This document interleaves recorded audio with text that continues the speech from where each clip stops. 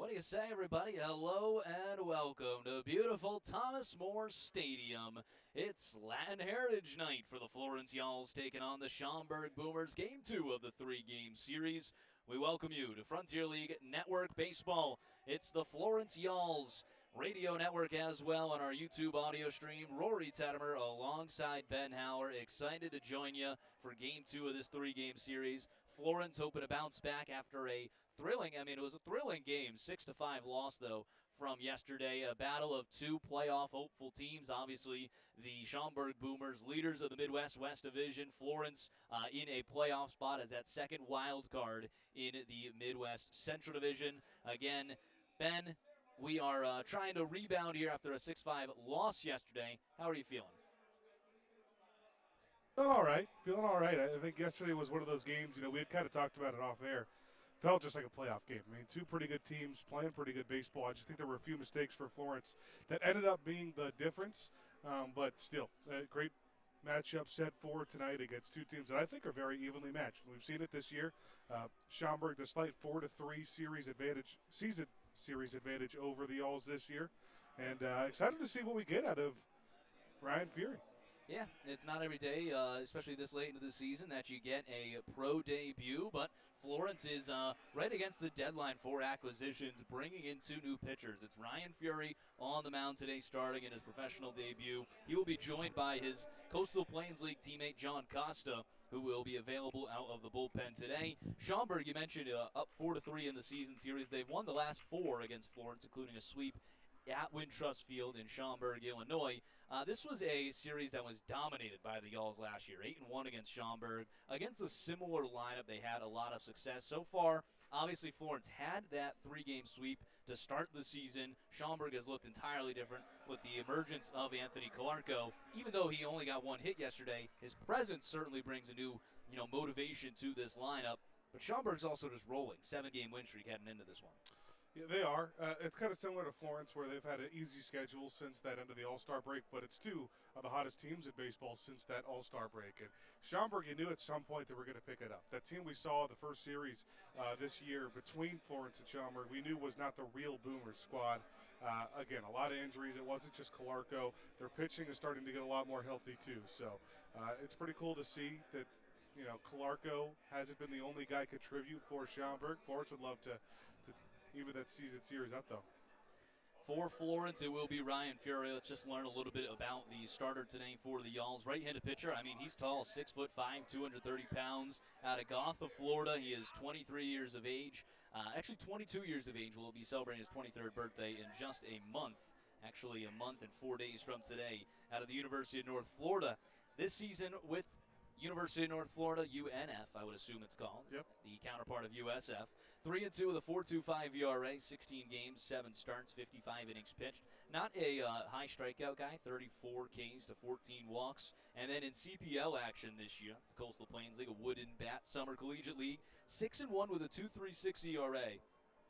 8 games, 6 starts, 34 and a third innings pitched, 16 Ks and 18 walks. In the CPL playoffs, 2 starts, a .82 ERA, 11 innings pitched, 7 Ks, 2 walks. He was a part of a Coastal Plains League championship that just finished up earlier this week. Just the kind of guy a lot that we talk about, guys like Westcott and Yannick Villalobos, where they're there to get outs, and they're trusting their defense. You're going to see a lot of balls at play. The defense is going to get some plays today. You just have to, stay persistent. If you're facing him and keep putting the ball in play, not a lot of strikeouts, just like you said, but he's not going to walk a whole lot of batters either. A little bit like what we saw from Cole Cook yesterday for Schaumburg. Yeah, no, they could definitely be similar. I'm excited to see, a debut. It's also, just fresh blood for Florence. Florence, not the best, but they have certainly gotten better pitching as of late. Obviously, that's always been the tale of the Y'alls. Good hitting, and the pitching just needs to figure it out, and then it's a very good team. We've seen a lot of that complementary work in favor for the Y'alls this season, hence they're 13 games above 500. So it's exciting to see what Florence can do behind a young stud on the mound. And obviously, it's going to be a special one here tonight, Latin Heritage Night. It's one in years past that I know the Y'alls love playing in front of. It's going to be a pretty good crowd tonight. The pre-sale was very good. So excited about that. A lot of people up here in the second-level suites and everything like that, and some fun stuff and fun to honor Villalobos, Zade Richardson, and Oscar Serratos tonight, the three for the Yalls that are getting celebrated. Yeah, they are wearing custom jerseys. Those jerseys will be auctioned after the game here at Thomas More Stadium. Jerseys pretty reminiscent. Honestly, you take the 2024 jersey, the sleeves of those, you mix it with the jersey that I have on currently from 2025. You put them both together, and you get the one that they're wearing today. Los Yalls for Florence. Somos Los Yalls. We are the Florence Yalls there.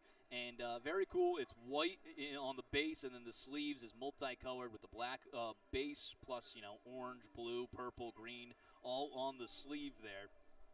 Very cool-looking jersey. You said this ranks 1 or 2 for you? Either 1 or 2. That one and the U.S. jerseys that they had earlier this year are 2 of my favorites. So I'm excited to see them in action. But, yeah, these are pretty cool looking. The sleeves especially, I think, is that great touch with all the flowers on them. Yeah, I think that looks very good. Is that Shaney Felt out there with a is that a sombrero? Yeah. Shaney Felt wearing the sombrero. I want to see that as the first base coach as well. Let's take a look at the lineups for these two teams. Florence will obviously be throwing out Ryan Fury against a talented Schaumburg lineup. They're going to line up 4 lefties in a row to open up this ball game, leading off with the shortstop Alec Craig, followed by the designated hitter Cole Turney. In the 3 slot, he's been on fire, the left fielder Kellum Clark. Down to the 4 slot, the reigning Frontier League MVP. Over at third base today, Anthony Clarko. Batting 5th, the center fielder Banks Tolley. In the 6th slot, the second baseman Chase Dawson. It'll be the first baseman Kyle Fitzgerald batting 7th. In the 8th slot, the catcher Alex Galarco, and rounding out the right fielder Christian Fedko. Yeah, that is a swap in the order, a late swap in the order here. Will Prater scratched in this ball game. Kyle Fitzgerald will enter for him and take over first base while Dawson moves to second. For Florence, they will be facing Cole Zafiro. Zafiro is a right-handed pitcher. Florence will re-enter Milo Rushford into the lineup in left field. He'll lead things off, followed by the second baseman Brett Blomquist, and the captain Hank Zeisler batting 3rd over at first. Doing the cleanup will be the designated hitter Zade Richardson, batting 5th, the right fielder Brendan Bobo. In the 6th slot, the third baseman Garrett Broussard, batting 7th, the center fielder Cole Brandon. In the 8th slot, the shortstop Dylan Baker, and rounding out will be the catcher Kyle Harbison. That'll be Marcus Brodell, Zach Beadle, and still waiting for that first offense from Oscar Serratos. The Yalls are out on the field. We are ready for some baseball, but first, the national anthem. Don't go anywhere. More baseball on the 50 West Brewing pregame show and the Frontier League Network when we return on the Frontier League Network, powered by HTN.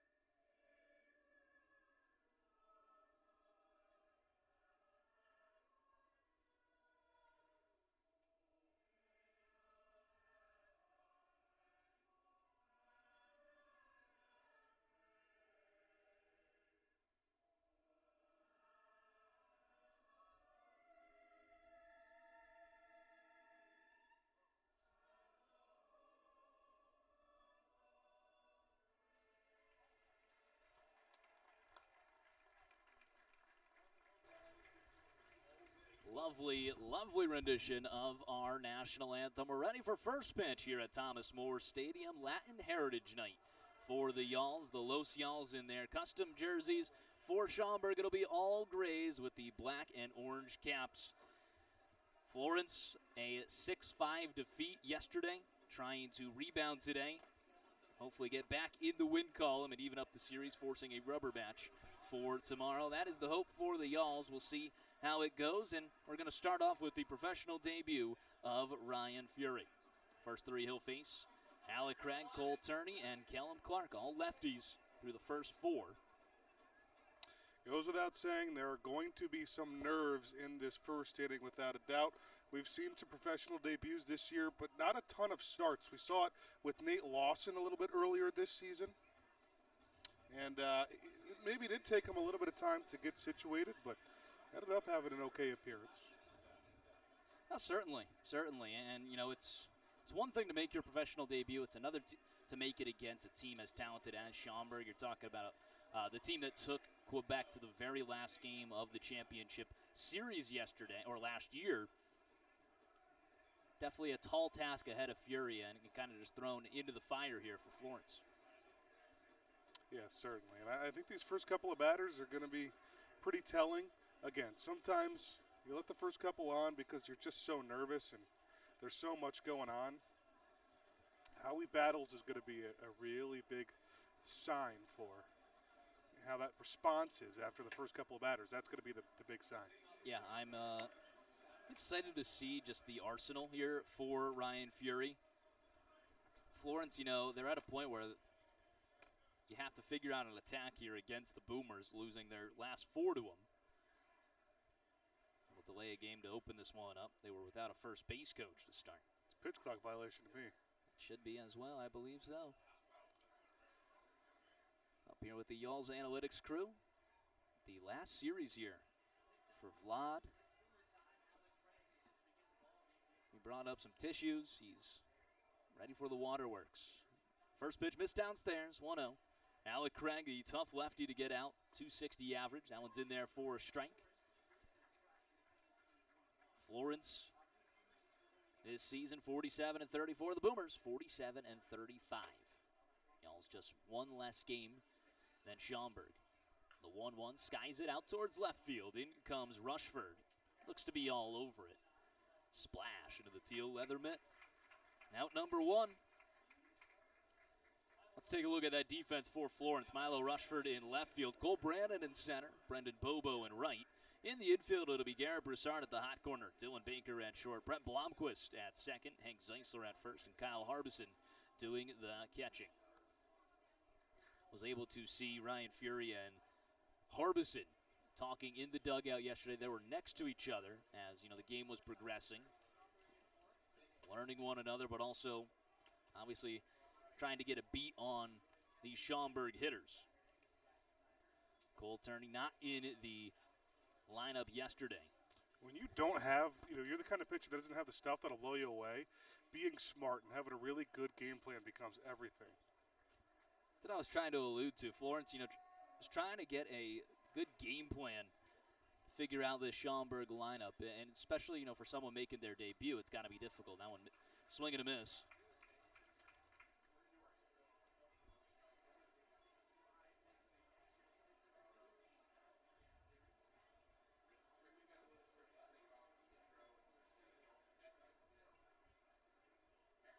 One and two the count.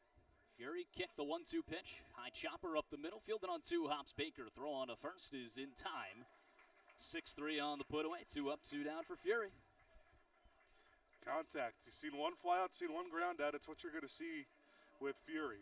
And a Florence defense that has handled these sorts of situations pretty well because they have so many pitchers like that. Now it's Kellum Clark. Clark, a big day yesterday. He went 2 for 4 with an RBI, a run scored, and a walk, reaching 3 times. 5 plate appearances. He's hitting .335 on the season with 10 cranks and 64 RBIs. First pitch to him in there for a strike at 88. 23-35 on the spin rate. Man, this is just such a big, physical Schaumburg lineup. I mean, you look at Clark and Calarco back-to-back. Look how big they are. Not to mention that Calarco also has a brother that stands about the exact same size. Yeah, Alex Calarco's giving me nightmares at college. Here's the 1-1, misses upstairs at 83. It's actually the most interesting thing for me looking, learning about the Schaumburg team and what they've done last year with the Calarcos. I don't think there's any debate. Grounder off the foot. Make it 2-2. But I don't think there's any debate that in college, Alex Calarco is actually a considerably better player than Anthony Calarco. And certainly, And obviously Yeah. Anthony the MVP this year. and Anthony. And Alex still has good numbers, but it's a little bit of a switch there. Anthony, the single-season RBI record holder in Frontier League history last season. 2-2 the count, 2 away with the bases empty in the opening frame. Beautiful day here at Thomas More Stadium. 2-2, check swing, top of the zone. The first professional K for Ryan Fury in style. A 1-2-3 frame. We head to the bottom of the first. Florence gets their first crack when we return on the Frontier League Network, powered by HDN.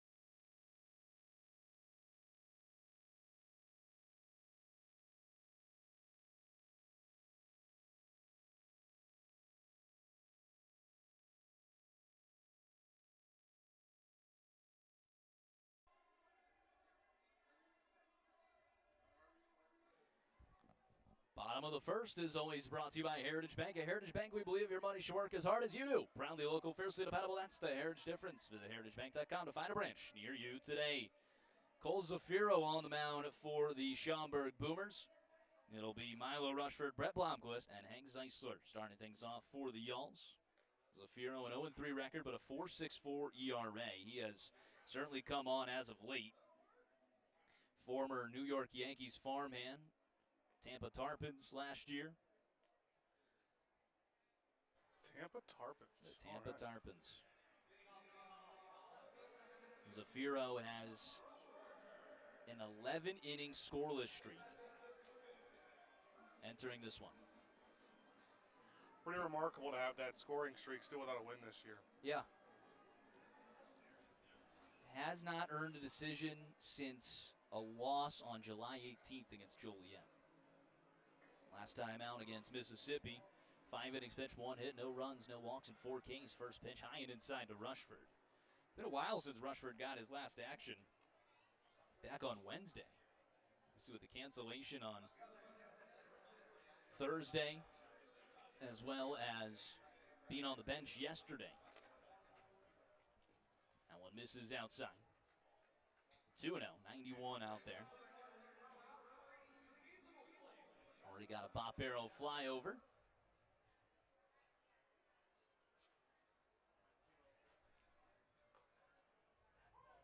That one's in there for a strike. Top of the zone at 91, 20.05 on the spin rate. Rory Tettemer alongside Ben Howard. Pleased to have you on the Frontier League Network, powered by HDN, as well as the Florence Yalls Radio Network. 2-1 to Rushford. Skies it out towards left field. It's right at Callum Clark. For out number 1, that was 92 off the bat. A good swing from Rushford. Just could not find the green. Let's take a look at that defense for Schaumburg, especially with that late scratch. Callum Clark out in left field. Banks Tolley in center. Christian Fenko in right. In the infield, it's Clarko at the hot corner. Craig at shortstop. Dawson at second. Fitzgerald at first. And Alex Clarko doing the catching. Brett Blomquist with a moonshot yesterday. Game-tying 2-run homer. He had a great day at the plate. It's a huge swing for Brett. Hitting .319.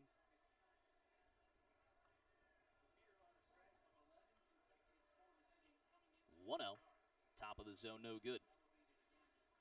15 home runs, 59 RBIs. All-star starting second baseman. You got to assume me. I'm assuming the front runner for Rookie of the Year. He's definitely in there. 2-0 in there for a strike. I think John Ponders in his first season. It's a possibility.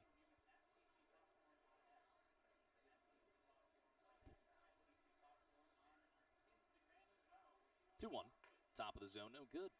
3-1 the count. Missing upstairs right now for Zafiro. Zafiro, last time he faced Florence, was just 1 1/3 of an inning. 4 hits, 4 runs, 5 walks, and 2 Ks all the way back on June 16th. It's been a while. Yeah, a lot could change from that point to this. The makeup of the offense. That was actually at Wintrust Field in Schaumburg. He was opposing Nathan Lawson in that game, earned a no decision. He started off his season just getting hit around and has really brought it down. Here's the payoff, swing and a miss. Comes all the way back in that one. Gets his first K of the day. And that'll bring up Hank Zeisler, nobody on and 2 outs. Yeah, pumped it up for 93 and a really good spot on the outside corner. It's a good start for him.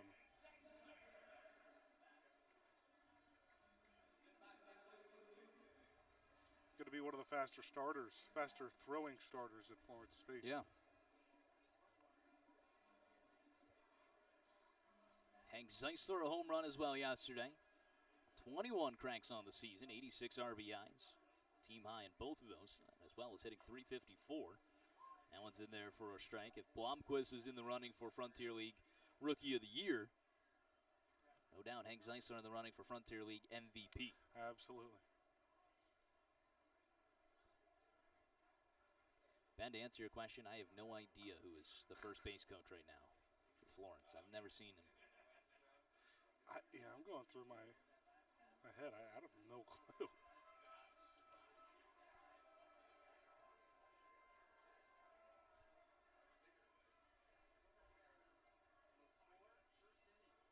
Unless Cole Schaefer just grew a wicked beard in the last few hours. Possibly. 0-2 the count to the captain. Not as egregious a shift. Craig, was normally playing on the right side of second. He's still just shaded up the middle this time. I think it might be Max Johnson. 0-2 ground ball foul down the first baseline. Didn't make a play there. Yeah, it's a beard like Max Johnson. I want to say that, we've had this happen before in my years where someone like that just randomly came up. We've mentioned Joe Shadler got a stint over at first base coach. Last year at one point we were having analytics kids at first base. Wow. 0-2. Swing and a miss. Out of the glove of Calarco. The throw goes down to first. It's in time. And a 1-2-3 frame for Zafiro. Heading to the top of 2. We're scoreless at Thomas More Stadium when we return on the Frontier League Network, powered by HDN.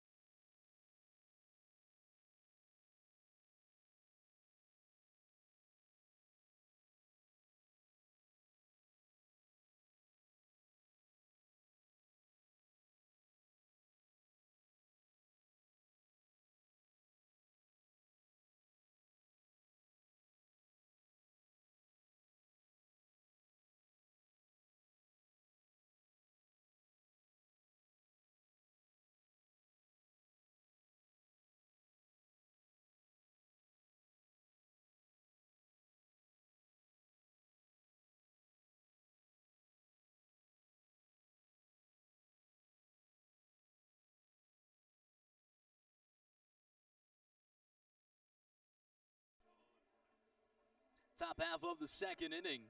Brought to you by Pella Window and Door. Looking for a clear view of every call? Trust Pella Window and Door to bring you replay-worthy clarity and craftsmanship you can count on. Pella Window and Door, so good, even the ump won't miss a thing. That's our umpire intro. For today, we do have the crew chief behind home plate, Jose Navas. Down the first baseline, Max Langley. Down the third baseline, Juan Rodriguez. That one's cranked out towards left field, right at Milo Rushford. He makes the first out of the inning. Anthony Calarco, 105 on the bat. It's 4 up, 4 down for Ryan Fury. Rushford's got a couple of plays early, but yeah, again, Fury, they're making some contact, but that's what he wants. That'll bring up Banks Tolley. Tolley, yesterday an 0 for 5 line, had 4 strikeouts. The sombrero, or whatever hat that is, has made its way onto Wyatt Sherman's hat. Oh, okay. Well, they could dye that platinum and give it to Tolley. That's a good one. Ryan Howard was a guy that, took that to, not to heart, did not take it to heart. He was wearing a sombrero sometimes when he had a 4K game. The big piece. I would say that's somebody who can afford to get away with that.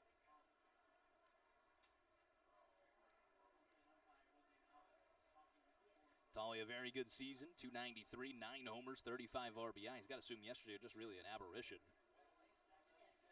Try and get back on the board here today. 1-1, ground ball left side. Garrett Broussard with a spin throw on to first. One hop, it's in time. Can You Dig It scoop from Hank Zeisler, our good friends at Can You Dig It RC. Visit them in Erlanger for remote controlled rock climbing fun. CanYouDigItRC.com. 5 up, 5 down for Fury. 5-3 on the put away there of Tolley. That'll bring up Chase Dawson. Oh, I love that play from Garrett Broussard. Had to spin around to keep his momentum in front of him. Still fires a one-hop laser. He was using the hop right there kind of to his advantage and knowing where to put it so he only hops once. Yeah, using that turf. Man, it is. Is that thunder? That's thunder. Well, it's a good thing this isn't youth baseball where it's like if you heard thunder or saw lightning, run. You couldn't. Yeah. Run. It's just madness. Everybody runs the concessions. Man, I can go for a good Choco Taco right now. Go off some fried Oreos. Get Laura Renke back up here for some fried Oreos. 2-0 to Dawson. This is upstairs. 3-0 the count.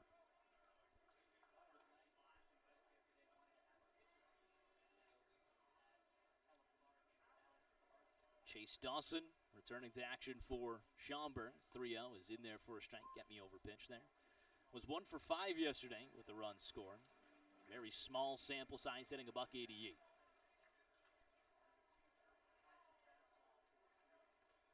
Three-one, swing and a miss. Fury trying to come all the way back. What do you think your professional debut? You go out in a jersey that says Los Yalls. I think there's just nothing more minor league baseball. I mean, I really do. The payoff. Misses just a hair downstairs. Good off speed from Fury. That's his first walk of the day. Runner on first with 2 away now for Kyle Fitzgerald. Pretty good looking pitch on the payoff. I got to say, a lot of guys chase on that, I think. That's a veteran presence there of Chase Dawson, a guy that's played amongst the best in the World Baseball Classic. Kyle Fitzgerald was the 2 spot yesterday. He went 0 for 4 with a walk, hitting .270 on the season. Was originally on the pine today, but a late scratch of Will Prater thrust him into action. First pitch in there for a strike. He'll take over at first base, and Dawson was the originally scheduled first baseman. He slides over to second. Here's the 0-1. Top of the zone, no good. 1-1 the count.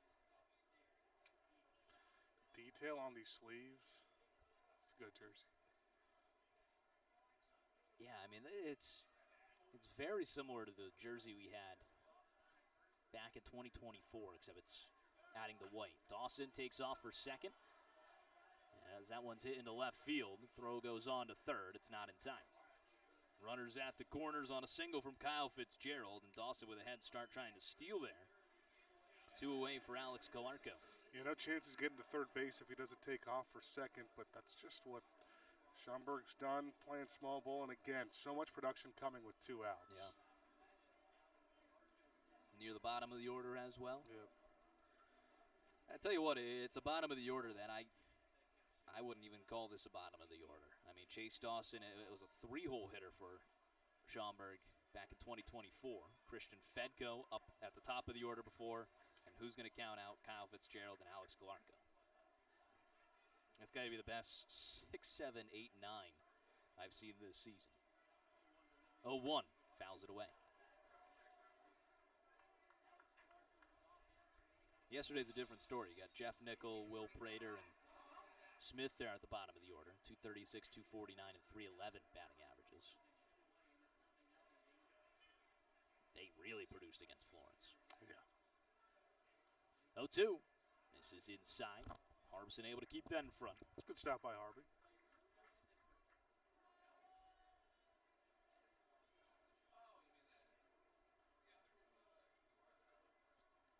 Someone just asked if I could show them the video on the radio stream. 1-2, swing and a miss, bottom of the zone. A little energy there from Fury. He picks up his second K and strands runners at the corners. Heading to the bottom of the second when we return on the Frontier League Network, powered by HTM.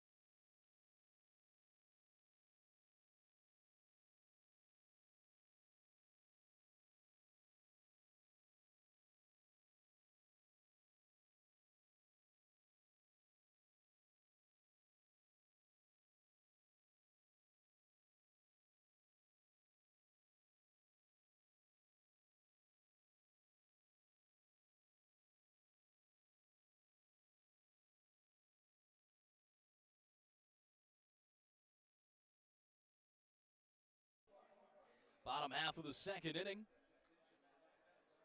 Scoreless ball game. Look at Corey Call there on HTM. That's a good shot right there. That's a great shot in that. That's a jersey from 2023 Strikeout Cancer. Very nice for Corey Call. Field operations manager of the Florence Yalls, Zade Richardson, Brendan Bobo, Garrett Broussard. 4-5-6 up for Zafiro. Went 1-2-3 in his opening frame. Scoreless at Thomas More Stadium.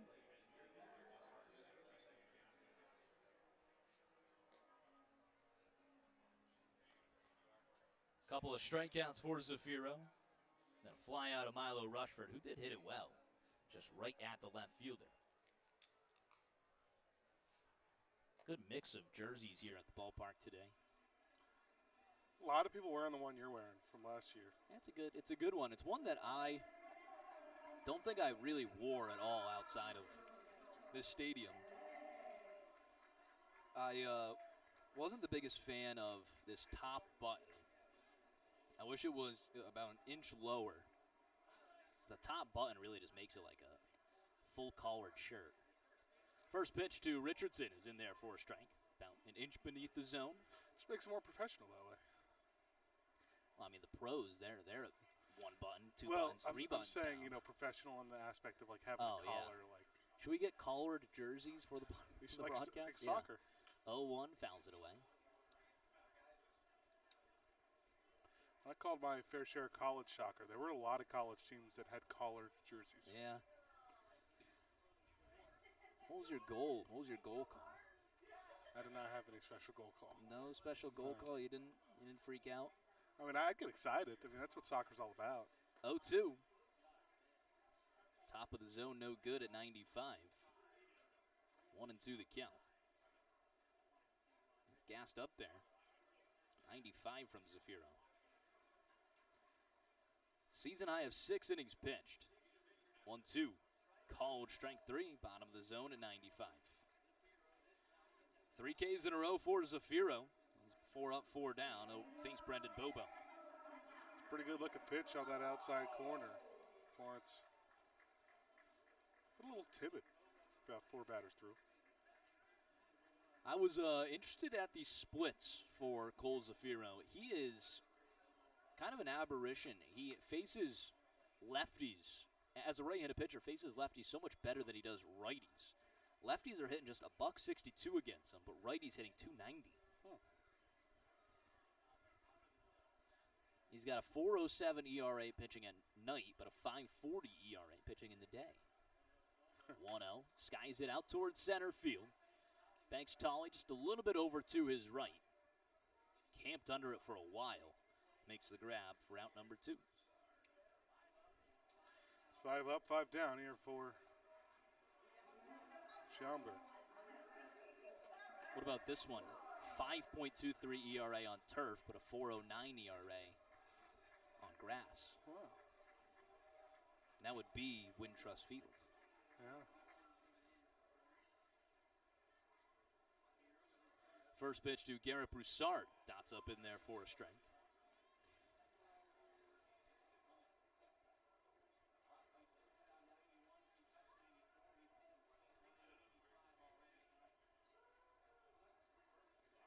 The 0-1.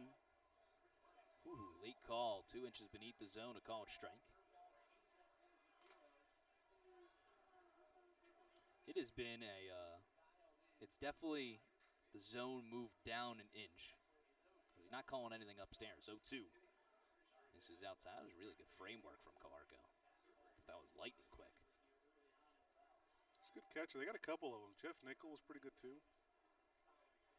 It's an art that's been, passed by now. Yeah. But not in Frontier League. You don't have to. 1-2 fouls it away. Still very important in the Frontier League. Without ABS. Without ABS, yeah. Maybe the National Association of Professional Baseball next year will have that ABS kicked in. Or maybe they run with my idea, the vibrating watch.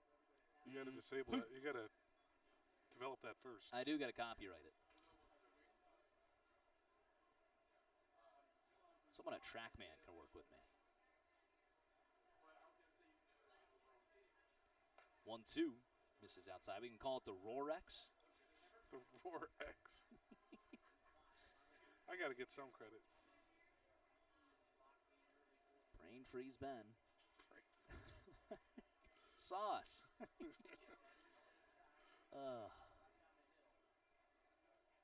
Here's the 2-2. Upstairs, no good. A full count. Pretty good eye here for Broussard.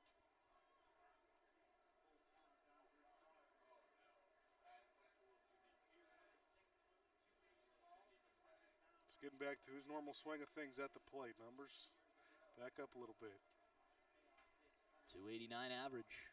The payoff pitch punches it down the right field line over his Fitzgerald in foul territory. It's off of his glove, sliding towards that brick wall. New life for Broussard. Yeah, you're always just a little bit scared when you get closer and closer to that brick wall. You're not knowing exactly where you are. I've seen some tough collisions into that brick wall. From obviously just the Y'all's baseball over there, but also from our dizzy bat competition. Oh. I mean, there have been some tough slams into it. Here's the payoff again. Fouls it away. Good at bat here from GB. It's the least you could do. You're not getting anyone on base the first couple of innings. Yeah. Still find a way to work the pitch count up. And that was 94. Upper zone.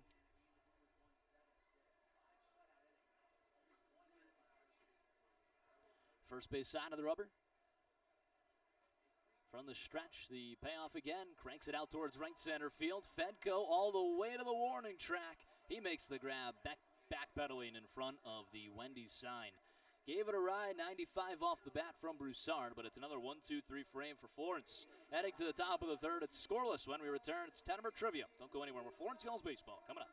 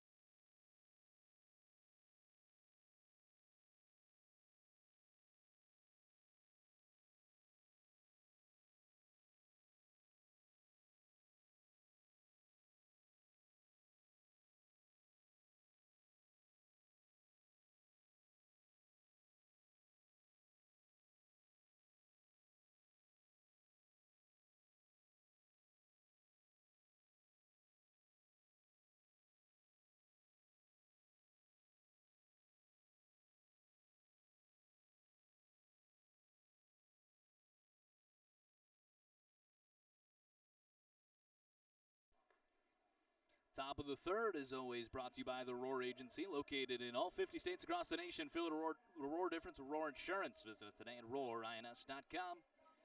Ryan Fury back out. Finish off the first time through the order with Christian Fedko, and then head back to the top, Alec Craig and Cole Turney. Top of the third always brings us our Tettemer trivia. Way it works, I read a question top half of the third, give you guys the answer in the bottom half.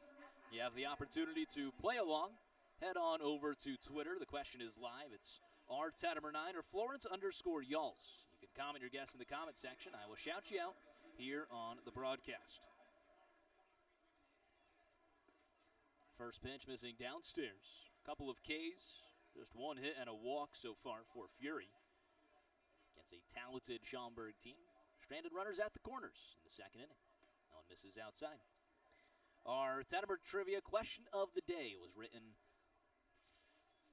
10 minutes before first pitch.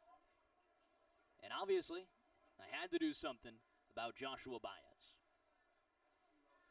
2-0 in there for a strike. In case you had your phone turned off or just weren't paying attention today, Joshua Baez, one of the top prospects for the St. Louis Cardinals, hit 3 home runs in his Major League debut today.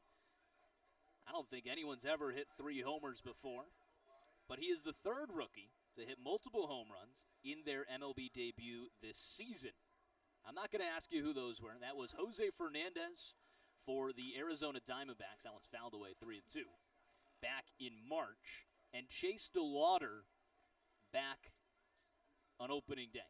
Now, DeLauder had played only in the playoffs, so it was his regular season Major League Baseball debut. It's the first stats that actually counted for him, so it technically counts there as well. 3-2 sky out towards right field. In comes Brendan Bobo. He'll make the grab towards the line for out number 1. My question is, who was the last to do it before this season? 3 homers in the MLB debut for Josh Baez. Fernandez and DeLauder did it this season. But who is the last rookie to homer with multiple homers in their MLB debut before them? My hint, it happened in 2016 in the National League. That is crazy, though. It's happened 3 times this year and then hasn't. In 10 years. In 10 years. Yeah. And there haven't been many to homer multiple times on their MLB debut. First pitch to Craig. The top of the order misses outside. You said 2016 NL? 2016 NL, yes. My mind immediately goes to Trevor Story because I know how ridiculous start to his career was.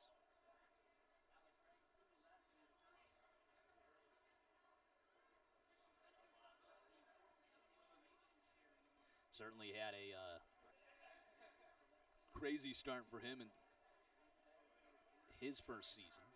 It's hard to place exactly when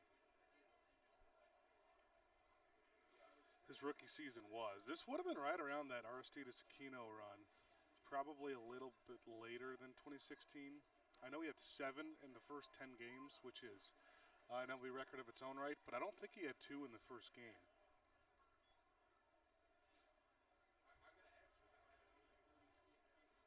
One and two the count to Alec Craig. The 1-2 pitch skies it foul down the left field line out of play. Now Jose Fernandez with the Diamondbacks was called into MLB action just 5 days into the regular season, replacing Pavin Smith on the IL. Made the most of the opportunity, hit a pair of homers against the Tigers, including the game-winning 3-run homer off of Kenley Jansen in the 8th. Now, I'm a little disappointed, Rory, because you alluded to the fact that you might ask this question in the office earlier today, and I never thought about it. Yep. Well, you know what? I said I wouldn't do it because I didn't have a question for it. 2-2 fouls it away. No one would have got Fernandez. DeLauder, maybe. Again, it was his first action actually in the regular season. Playoff stats don't count to your actual, career line. That's when he started. Obviously, that was a ridiculous move by the Guardians, one they needed to do to fill an IL spot, but it was their number 2 prospect that joined them in the wild card series, the playoffs last year. 2-2.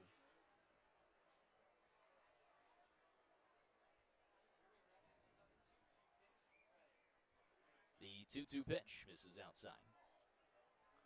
The other players, I mentioned So before it happened in 2016, the last was 2010. JP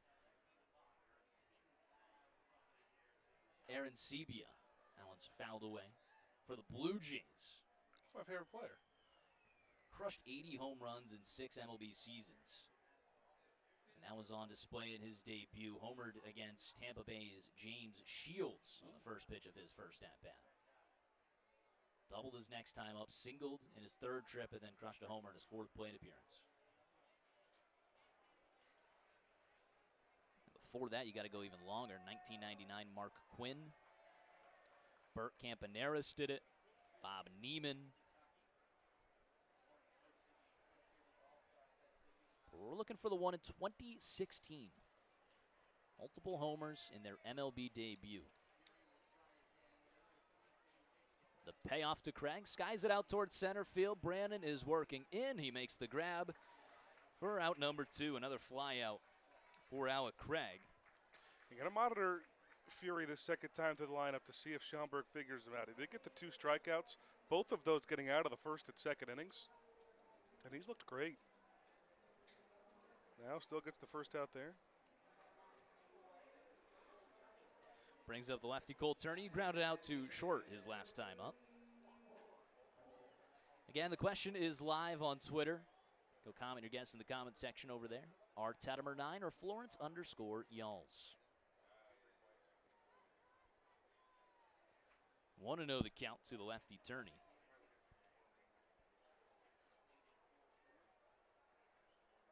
One out, misses outside. 88 miles per hour there. Last action for Fury was in the Coastal Plains League playoffs for the Wilmington Sharks. Sharks did end up winning that Pettit Cup championship. Coastal Plains League, a league I'm familiar with. 2-0, misses upstairs. Never had to play Wilmington back in 2022. But it would have been interesting. The Forest City Owls were a game away from the championship where they would have played Wilmington. Were you on the active roster at the time or just calling the games? 3-0. Not in their first strike. That was this season, so they would have been playing the Owls. Ryan Fury would have been playing the Owls. No, we did not make the playoffs in 2022. Finished, I believe, like a game out. 3-1. Swing and a miss.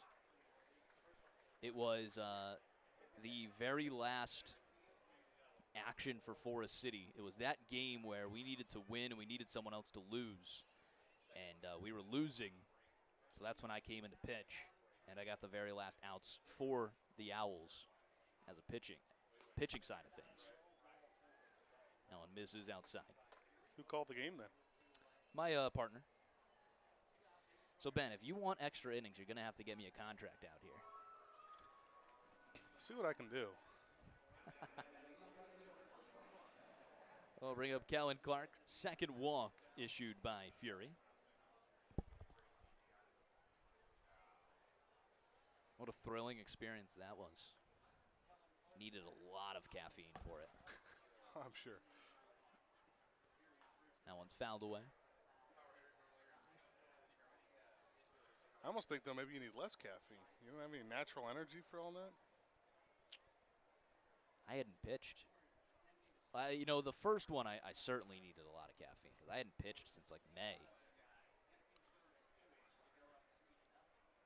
And I did it in July. I hadn't thrown since May. 0-1, misses downstairs. All the way to the backstop, and then I'll move Turney into scoring position. Won't be a pass ball there on Harbison. Toby Hall is going to go try and calm down the rookie. It's gone through 2 2/3 scoreless so far with just a hit, 2 walks, and 2 Ks. I learned quickly these Toby Hall meetings, they can happen mid-at-bat. Oh, yeah. Man, more thunder. And more thunder. Scattered skies above us. I do see some blue. Some blue it's the sunniest day we've had this week. Yeah. Outside of last night.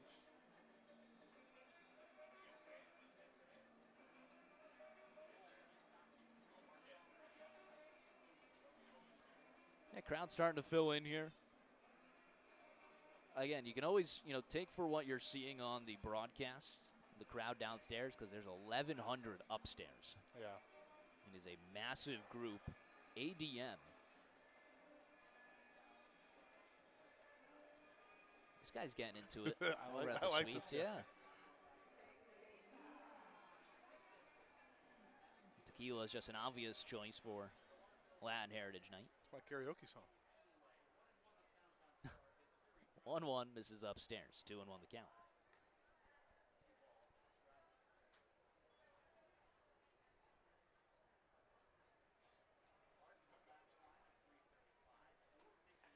Now one misses outside. 3-1. Just trying to find the zone here.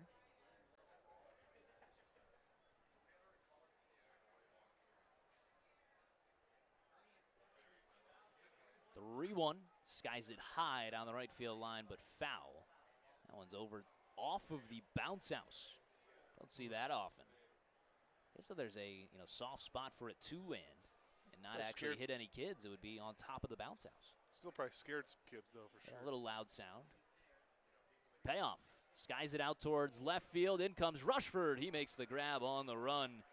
And Ryan Fury is able to escape with a runner in scoring position. We head to the bottom of the third. Get your guesses in for Tettemer Trivia when we return on the Frontier League Network, powered by HTN.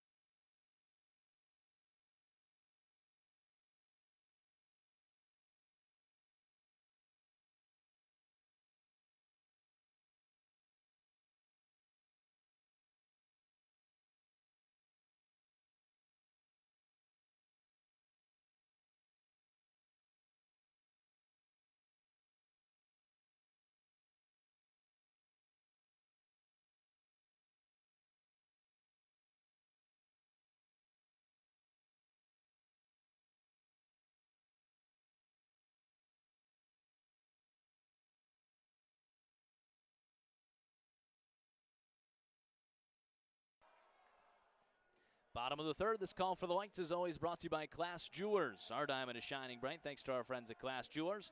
Head on over to 7365 Burlington Pike, Florence for all your jewelry needs, or call them today at 859-525-7500. Class Jewelers, an appearance on the concourse table. Did you win one of those diamond necklaces? I did, and then they took it away from me. I was robbed of a win. Why'd they take it away? I don't know. They said I didn't look pretty enough for the diamond necklace, I guess. Florence trying to get to Cole Zafiro. He's gone 6 up, 6 down with 3 Ks. Has not allowed a base runner yet. Cole Brandon, Dylan Baker, and Kyle Harbison, 7, 8, 9, trying to get to him. Zafiro only lasted an inning and a third, giving up 4 runs his last time against Florence in June. He has certainly adjusted, and now on a 13-inning scoreless streak, dating back to his last start on August 4th. Against Gateway. First pitch to Brandon. Shows bunt and misses outside. We are playing Tettemer Trivia in the inning. Question was centered around what Joshua Baez did earlier today. He hit 3 homers in his Major League Baseball debut. He was the 3rd rookie to hit multiple homers in their MLB debut this season. Jose Fernandez of the Diamondbacks and Chase DeLauder of the Guardians. I want to know who was the last before them. Happened in the 2016 National League.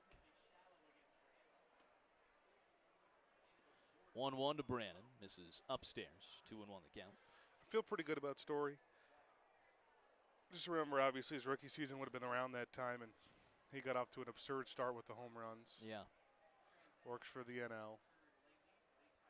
Here's the 2-1. Top of the zone, no good. 90 miles per hour there. Hitters count for Cole Brandon. Got until 2 away to get your guesses in. Live on Twitter, Art Tettemer9 or Florence_Yalls. 3-1 to Brandon. Skies it foul behind home plate.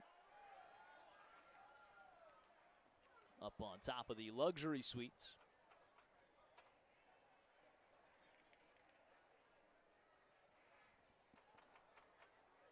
Brandon the lefty against Zafiro. You mentioned Zafiro with great numbers against lefties.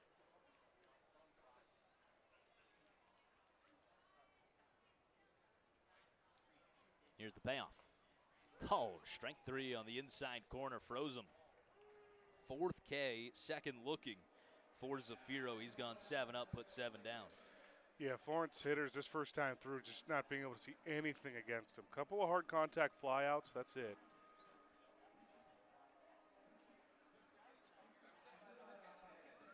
So you're locking in Trevor Story? Yeah. Perfect. So you will join the Florence Y'all's analytics crew that guessed Trevor Story. Carter Cousins said Cody Bellinger. Eric Bones said Corey Seager. Here's the 0-1 to Baker. Misses outside. Oof, Aiden Murphy said Todd Frazier. And Zach Jury said Chris Bryant. No other guesses. Don't think anything on the radio stream. Nope, nothing there. 1-1 to Baker. Skies it down the right field foul line. It will end up out of play. 1-2. Ooh. Right off the table. A big group over there. So we got 5 guesses for our Tettemer trivia.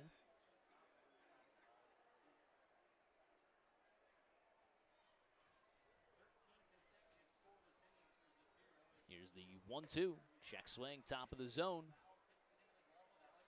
No appeal, just going to call it at the plate. That's back-to-back K's. 5 now, the first time through the order for Zafiro. Mentioned in a playoff game, Florence will not be able to start this slow. Against good pitchers, they'll have to get on them early in the first.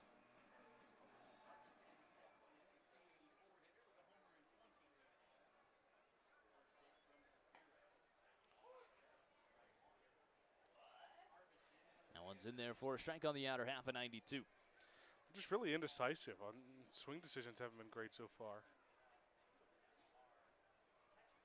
Trying to make it a 14-inning scoreless streak. That one's fouled away. Quickly down 0-2. Do have to get to our Tettemer trivia question of the day. The answer. Do have a correct answer in the chat. 2016 NL MLB debut, multiple homers. Our correct answer was from the NL Central Colorado Rockies. Trevor Story is our correct answer of the day. Florence Y'all's analytics with a big-time win to our left. But, Ben, you're also on the board with a win on the week. Congratulations. I got it in before them. I think they were on it pretty quickly. Trevor Story, April 4th, 2016. 1-2 high hopper foul. Yeah, I know I'm ineligible to win these things, so I'll take what I could get. It's one of the, just an educated guess. I don't remember exactly that he hit 2 home runs in his first game, but I do know that he had got off to a pretty crazy start. Amazing start, yeah. Perhaps no player could say they got off to a hotter start than Story did as a Rockies rookie. 1-2 misses outside. Went yard twice on opening day at Chase Field. Both homers off of future Hall of Famer Zach Greinke. 3-run homer for his first major league hit. Went on to homer in the second, third, and fourth games, and then went deep twice in Game 4. Swing and a miss. 3 Ks in the inning. Cole Zafiro has 6 on the day. His first time through the order. Just 3 other putaways. He is slicing and dicing through Florence without a base runner. We head to the top of the 4th. It's scoreless at Thomas More Stadium. When we return on the Frontier League Network, powered by HTN.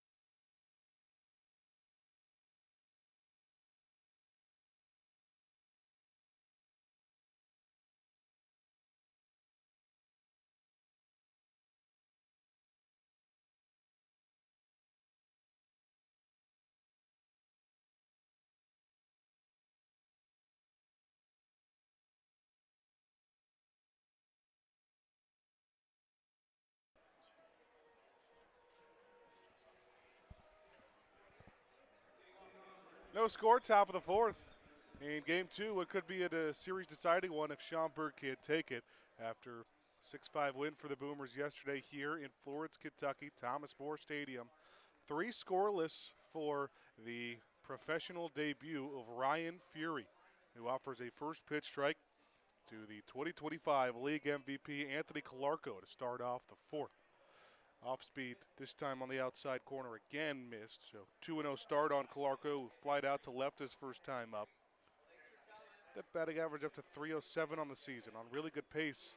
And he cranks one out to right field. Brendan Bobo leaping, and he did not make the play. It hops off the wall, and it gets away from Bobo a little bit too. Calarco will stop at second base. A laced double here for Anthony Calarco. Just the second hit of the day so far on Fury, the first leadoff runner to reach. He had really screamed one in his first at-bat. That one 5 miles per hour harder, 110. He's seeing Fury very well. This one just was able to fall. And he sees a lot of pitchers well.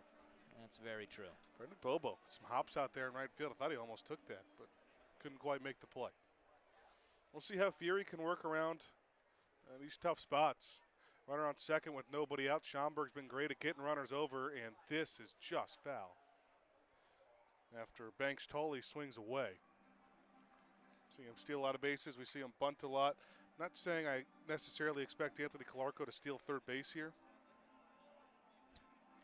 Tolley's 0 for 6 in the series with 4 strikeouts and a ground out to third. That was a really nice play by Broussard back into second. This one's killed the other way foul this time on a hard grounder towards the Florence dugout. 2 hard foul balls makes it an 0-2 count. And the Schaumburg center fielder. Fury let a couple on in the second, got out of it. Let one on to the third on a walk, got out of that one too. Popped up behind home plate, foul territory. Harbison over. Runs out of room pretty quickly. Bounces about 20 rows up.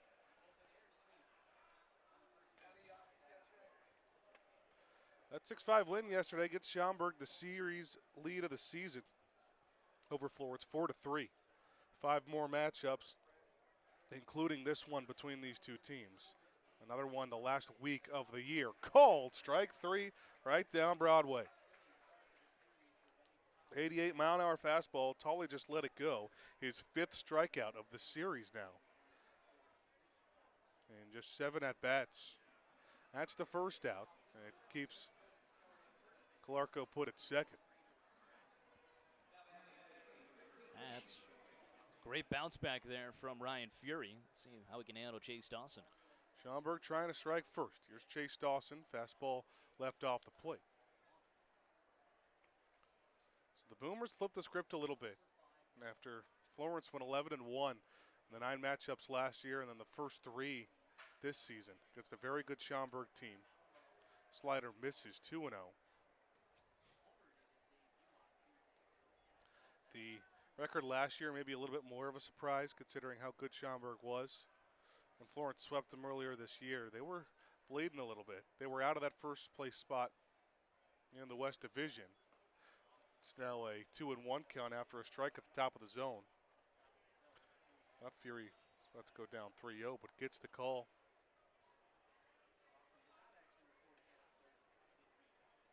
Jose Navas calling balls and strikes. Dawson, the lefty, still ahead here, 2-1. Make it 3-1 with an off-speed low. Calarco standing over at second, and a 3-1 count coming up.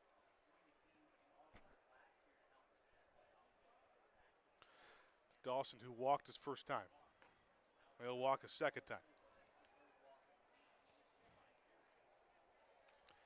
Dawson, the first batter to reach against Fury, and he reaches at a big spot here his second time up. First player to single off him is coming up with Kyle Fitzgerald. Another big spot for Schaumburg. Fury just 1 out of the inning, and runners on first and second with no score top of the 4th. Forces a double play now. Not the worst thing. He had first open. Get the ball on the ground. Yeah, that's what he's known, you know. Get the ball in play. Harbison's going to go change signs up a little bit with Fury.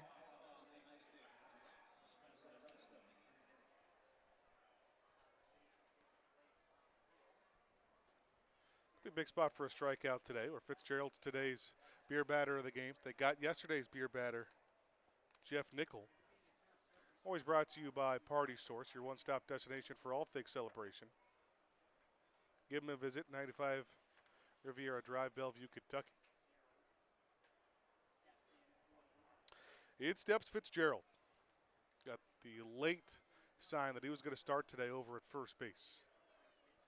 Goes after the first pitch, a swing and a miss. Some sort of sinker. Fastball with some movement at 85.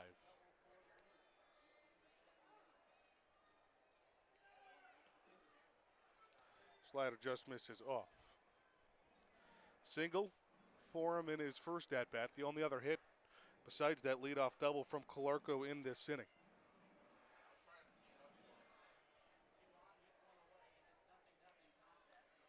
Fitzgerald, a first-round pick in the Frontier League draft a couple of seasons ago. Skied foul down the right field line. You don't see guys really pan out a ton from that Frontier League draft. Though here's another one. Fitzgerald's been a big piece of that roster, the lineup for the Boomers last couple of seasons.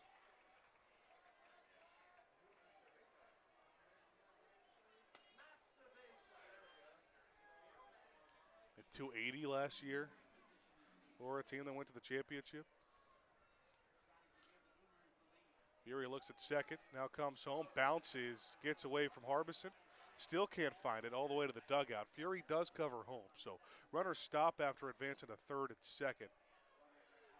That takes away your double play and sets up a sacrifice situation for Schaumburg. Some untimely wild pitches and pass balls There for have Florence. It really is. Now I got to go look at the wild pitches and pass balls across the whole league. I think it's felt a little extra this week. Definitely saw some last night and in that blowout loss against Lake Erie. So infield will come in here for Florence at a 2-2 count with one out. Hit in the air to center. Cole Brandon is sizing it up. Coming up now, it's a little shallow. Gets a running start to make the throw home. Runner does come to tag, and Harbison can't handle it at the plate. Schaumburg takes a 1-0 lead in the top of the fourth. Beautiful throw. Could not come up with the bounce. I mean, really like that. A really smart play for Brandon. I Yeah. think that's a designed run-up. He's going to get a little behind it so he can get some momentum to the plate. One hop, Harbison. I think if he got that, he's maybe got a chance to make a dive at the plate. It would have been really close. Anthony Calarco isn't the fastest runner on the base paths. Now it's his brother Alex Calarco with runner over at third. Now 2 outs in the inning. First pitch strike to Alex.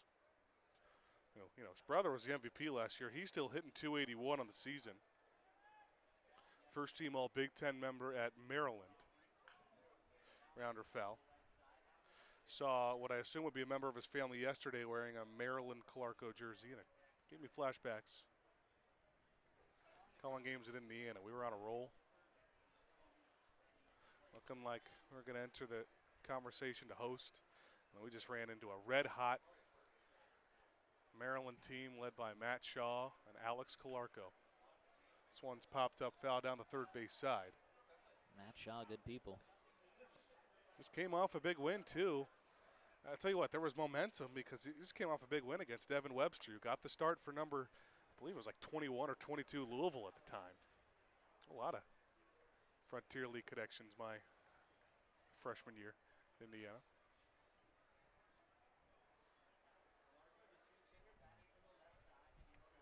Calarco's down 0-2 now. Still a runner over at third base. It's Dawson. 2 outs here at the top of the fourth.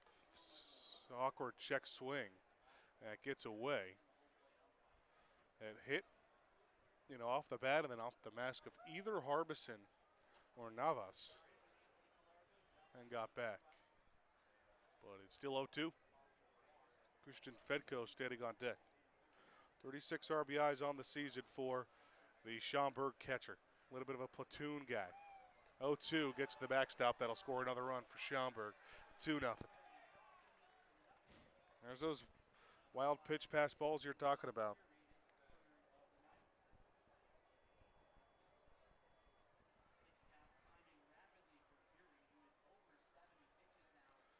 Bases are now empty for Fury. Yeah, that one's definitely going to be a pass ball or a wild pitch.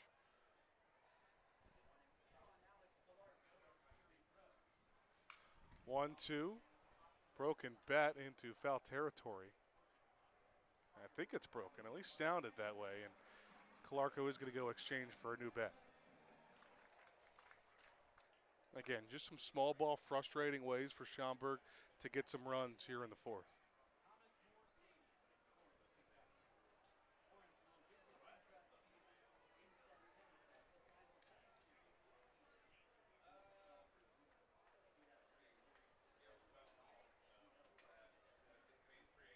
Back of the box for the 1-2. Was the second strikeout victim of Fury. Time called.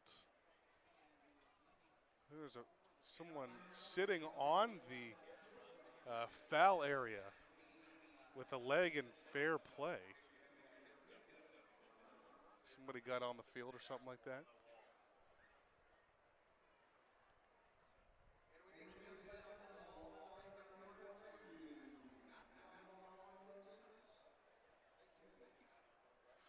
Waiting for everyone to clear the area, get off the wall.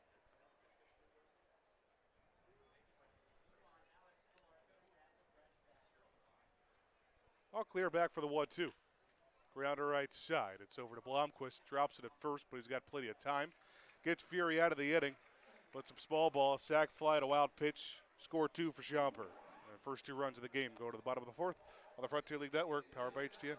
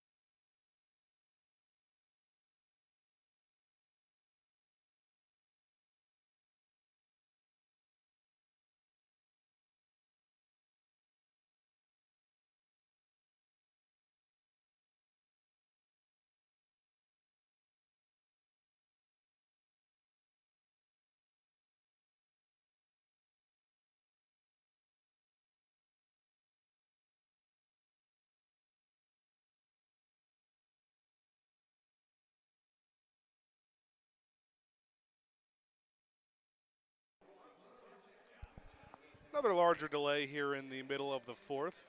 Very packed crowd tonight. So that means a large kids run that will make things a little bit awkward for Zafiro to get some extra time to warm up. But he has just mowed through the Florence lineup one time. Through it.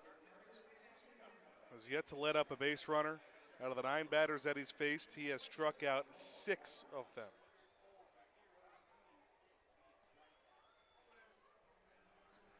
Milo Rushford fly out to left field.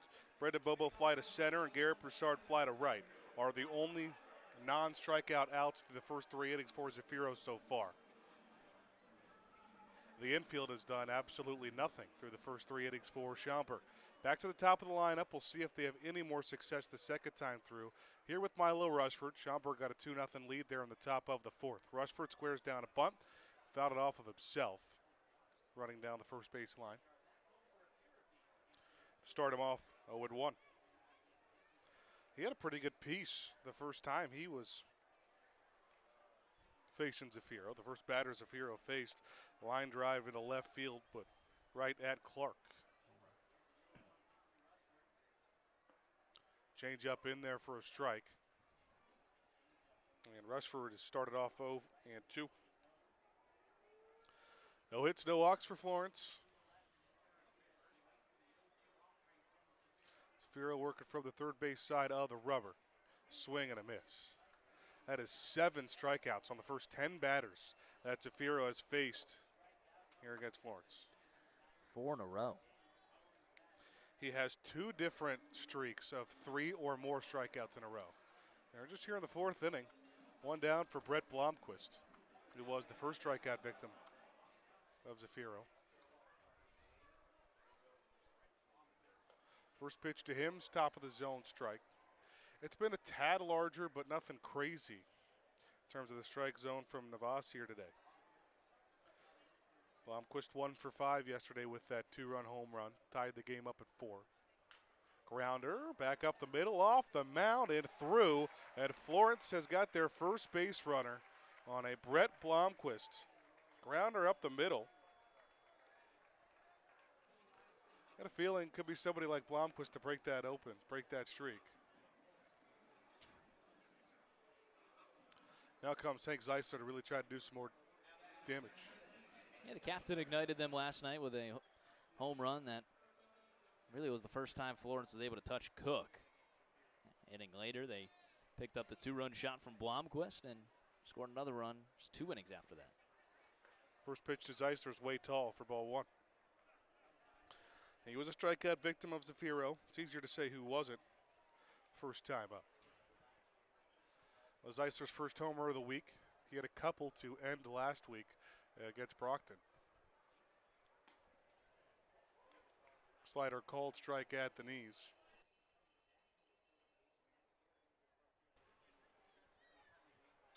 Ball and a strike, 1 out.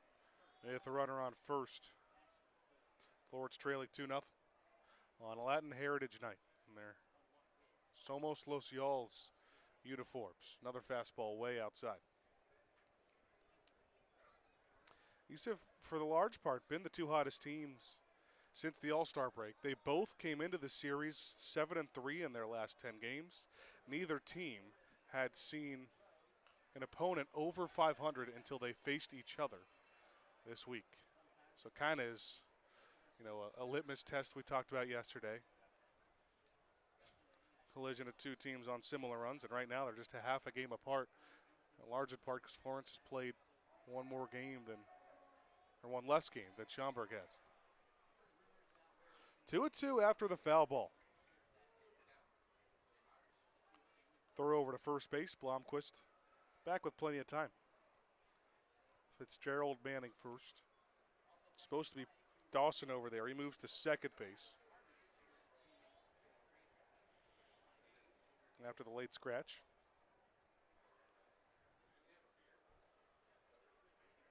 Two-two. Fastball way upstairs again. Now a full count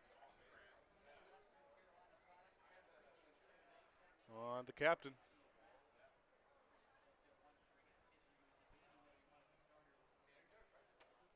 Three more against Lake Erie coming up after this series for Florence. They start a 6-game road stretch. Grounder, just foul. Picked up by Fitzgerald. Has no chance. And now Zeisler started to put together a pretty nice at-bat. John Gerard warming up in the bullpen. I think that would confirm that it would be Yannick Villalobos most likely tomorrow. Yep.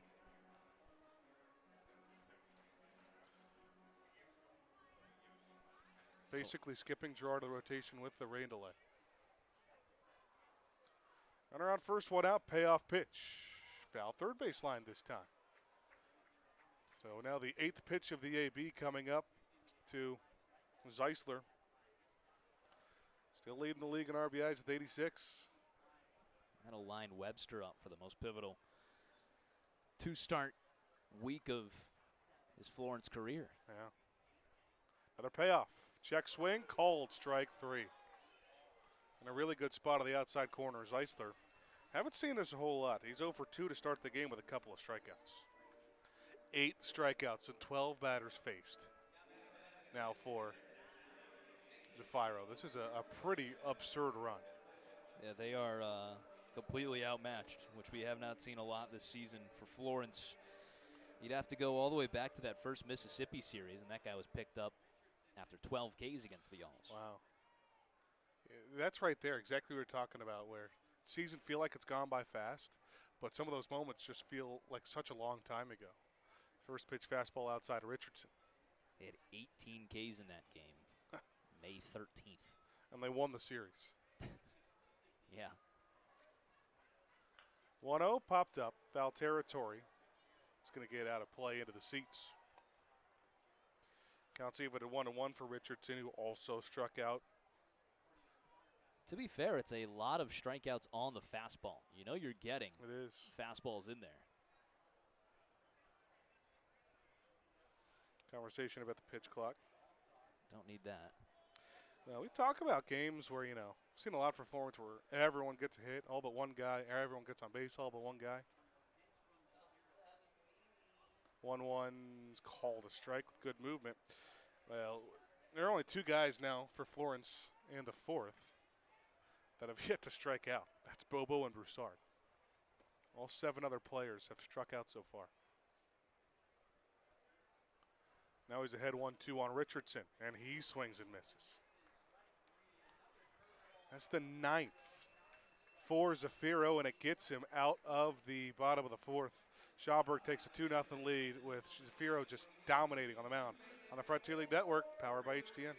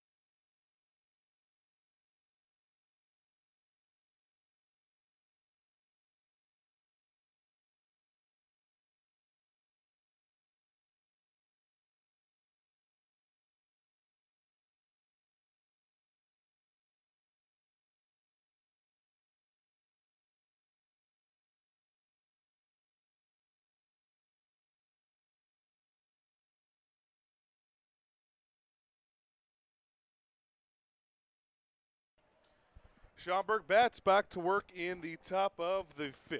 Right back, Thomas More Stadium in somewhat sunny Florence, Kentucky. Sun starting to set after what has been pretty poor last couple of weeks that Florence has been home when it comes to weather.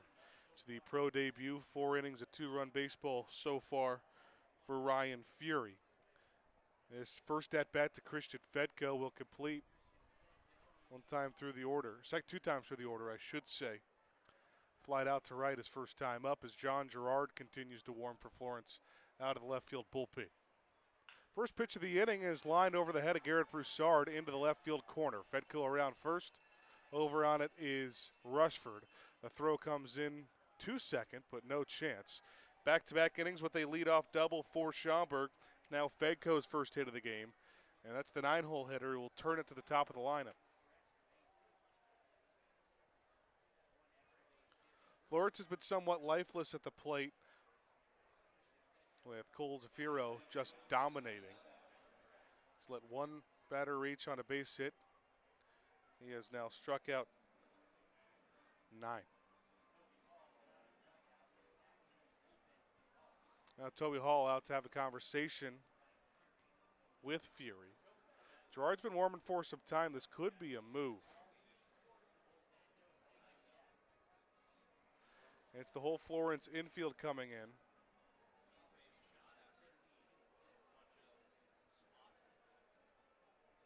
Fury had been fairly efficient. A 1-2-3 first inning. Let a couple on, but didn't allow him to score in the second. Just one on in the third. Before that fourth inning, the 2 runs came across. Could also be a conversation to just buy more time for Gerard.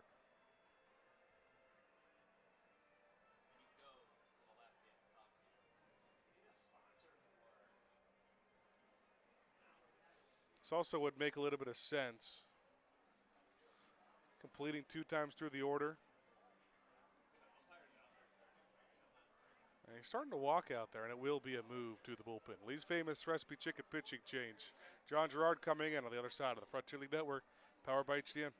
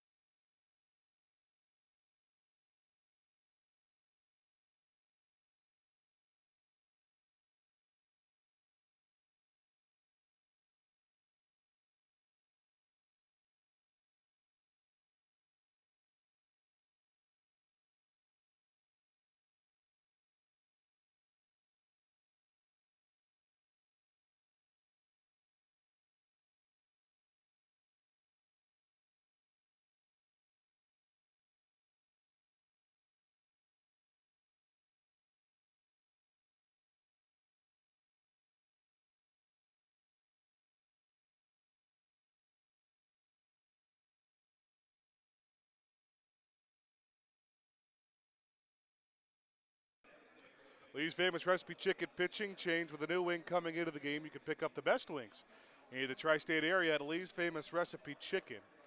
That new wing is John Gerard. Has been used out of relief. He's been used as a starter. All different kinds of ways this season. But it's just back and forth. Last time out for him was a start. Now he enters in relief when he was probably planned to start this weekend until Florence had a cancellation back on Thursday that totally shifted the rotation. It pushed both Lawson and Fury back. Inherits a runner on second base, trailing 2-0, nobody gone here at the top of the 5th. Swing and a miss on a slider, waved at by Craig. Well, Schaumburg loaded the lineup with lefties against the righty Fury. At least the top of the lineup, the first 4 for Schaumburg are all lefty, Craig being the first. Tries to find that outside corner again of the slider, missed it, a ball and a strike to Craig, Turney, Clark, Calarco are the 4 lefties. Got one more in Chase Dawson, the switch hitter, and Alex Calarco further down in the lineup. 1-1 popped up. Third base side. Garrett Broussard to the third base coach's box. More towards the Florence dugout, but he's got it at foul ground for the out.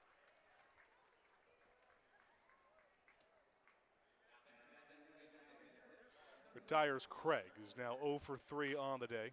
Cole Turney making his first start of the series. There's a 264 hitter, but I mean, it is a very traditional, little bit of old school lineup here for Jamie Bennett. Focusing on just someone who puts the ball in play, doesn't strike out as your 2-hole guy. In Turney, and can work some really good at-bats. He walked his last time up. Off-speed call to strike on the outside corner here from Gerard. Fastball is hit high in the air to right. Sends Bobo back, but settling in front of the track, swirling on it. It's got it. They'll throw back in. Fedko tags to third. Dylan Baker does not throw to third. Second out of the inning Fedco advances 90 feet. Gerard not away from getting out of it, but you got to deal with Kellum Clark. Just not a lot of breaks in this Schaumburg lineup. This is obviously the really good part. Clark hitting .335 on the season. Run of insurance 90 feet away in the top of the fifth for Schaumburg with their starter cruising on the mound at Cole Zafiro. Offers a first pitch strike on the outside corner to the big left fielder. One of two players for Schaumburg in double-digit home run category. Just him and Calarco is hitting behind him. Hits it a mile in the sky, left side of the infield. Dylan Baker puts his hand up and gloves it for out number 3. So John Gerard comes in, inheriting a runner at second base. Retires the next 3 to strand him there. It's still 2-0 halfway home. We go to the bottom of the fifth on the Frontier League Network, powered by HTN.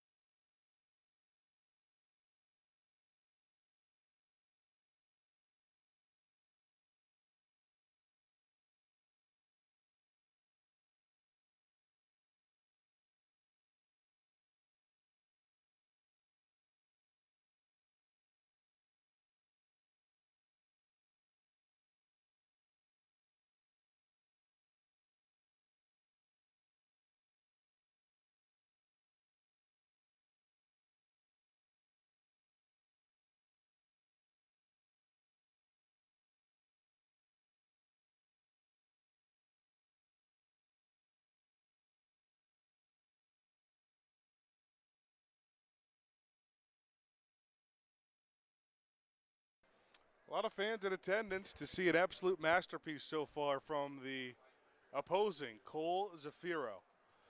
4 innings through, his team's got a 2-0 lead. He's given up just 1 hit, no runs, no walks. And he has struck out 9 batters and just 14 faced. Check that, 13 faced. A fly out to all parts of the outfield, left, center, and right, and a single are the only non-strikeouts for Zafiro against a Florence offense that's ranked 2nd or 3rd in the league in almost every category. Get more towards the middle to the back here, 5, 6, 7 for Florence to start them off at the bottom of the fifth. They're chasing 2 after dropping the series yesterday 6-5, and it was a really good game. And again, where Schaumburg got off to a good start earlier, Florence got their runs on the back half of the start from Cole Cook and on the first guy out of the bullpen. He's done it a lot with his fastball. Throws it about 93 miles an hour, and Florence has just had a tough time catching up to it.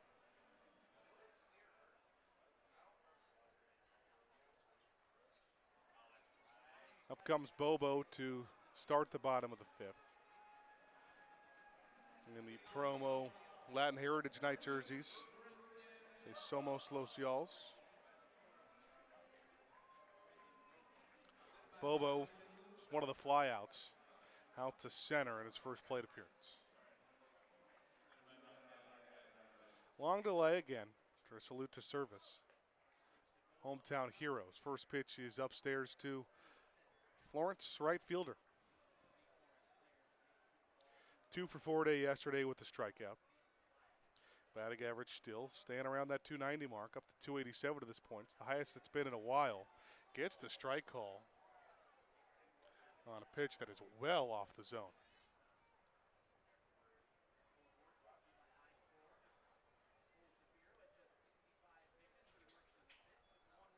One slider called strike.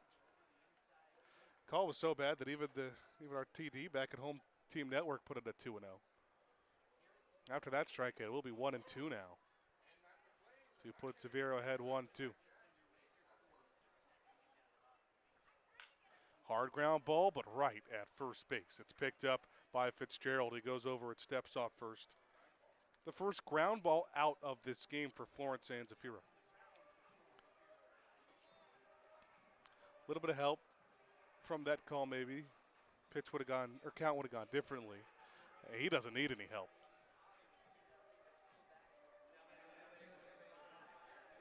Want to know something absurd? I would love to. 3-game series, you're not even going to sniff Cole Zafiro. Wouldn't sniff him. Cole Cook.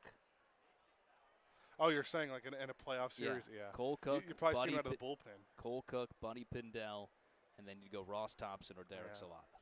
He's not even like a thought right now. Obviously, if he keeps the scoreless streak going the rest of the week, but rest of the season, but that's how deep their pitching staff is. Broussard punches one foul, goes down 0-1. Same thing, 0-2. Well, he doesn't have a win this year. Doesn't have a win, and he's 0-3. Cooking Florence. I mean, it's still a very good 4.64 ERA for the Frontier League. That's a good number. Win-loss record, very much not indicative. That'd be the best on the Florence. Success. On Florence Y'alls. Yeah. Broussard at an 0-2 hole now. Slider misses off the plate for the Florence third baseman. He flied out to right. His first time. Still just the 6 homers. He has not homered since the 2 he had at the opening game in the Windy City series, just after the break in Windy City. Throws another slider off the plate. Evens his count up at 2-2. Yeah, no wins for him. Obviously no wins for Fury this year. It was his professional debut. How often do you get a matchup between 2 playoff teams this late in the season, fastball high, where both starting pitchers, they've combined for 0 wins on the year at that point? How about that, yeah. And they both did very well. Obviously, Zafiro doing very well, but I think you're going to take that start 10 times out of 10 for Fury. As Broussard gets another piece of it. First base side, Fitzgerald overruns out of room. Yeah, Fury definitely hasn't got the best look at the Florence Y'alls offense. He's probably coming in after watching the Lake Erie series and start yesterday, now today. These guys are ranked number 1. Trying to get on the board. It's we've said it before. It just takes one person to ignite the offense. That's how they've operated a lot this year. Yeah. Payoff pitch is right down the middle of the zone. Called strike 3. Broussard knew it and is walking back to the dugout. Again, it's just that one definitely had a little bit more of some movement. I think a little bit more 2C movement. That's a changeup left middle. Broussard knew it right away. I don't know if he just mixes his pitches really well. That's 10 strikeouts now for him through 4 2/3 innings. Up comes Cole Brannon. He takes the first pitch, flies it to center, but playable for Tolley. Camps under it, and he's got it. Still just a 1 hit for Florence through 5 on Zafiro. They trail 2-0 going to the 6th on the Frontier League Network, powered by HTN.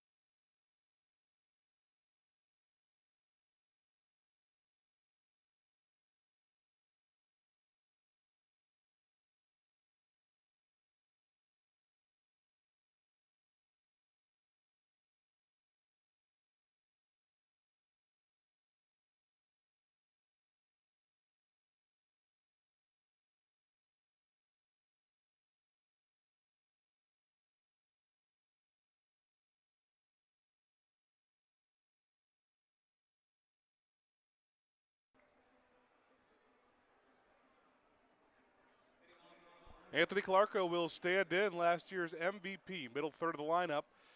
And John Gerard, first time starting an inning. He inherited a runner on second when he came in the top of the fifth. Got the 3 outs on the next 3 batters to get out of it scoreless. But Schaumburg does lead 2-0 over the Florence Yalls as we've reached the top of the 6th. First pitch to Calarco's a fastball down to the dirt for a ball. It's 1 for 2 with the fly out to left and a double today. Grounder to first base. I thought that was a foul ball. I thought it double hit off the bat on its way back up. It did not. Zeisser takes it, stands on first. First out for Gerard. You gotta love that for Gerard. You bring the guy in because there's 4 lefties at the top of the order for Schaumburg. Comes in, gets all 4 out right away.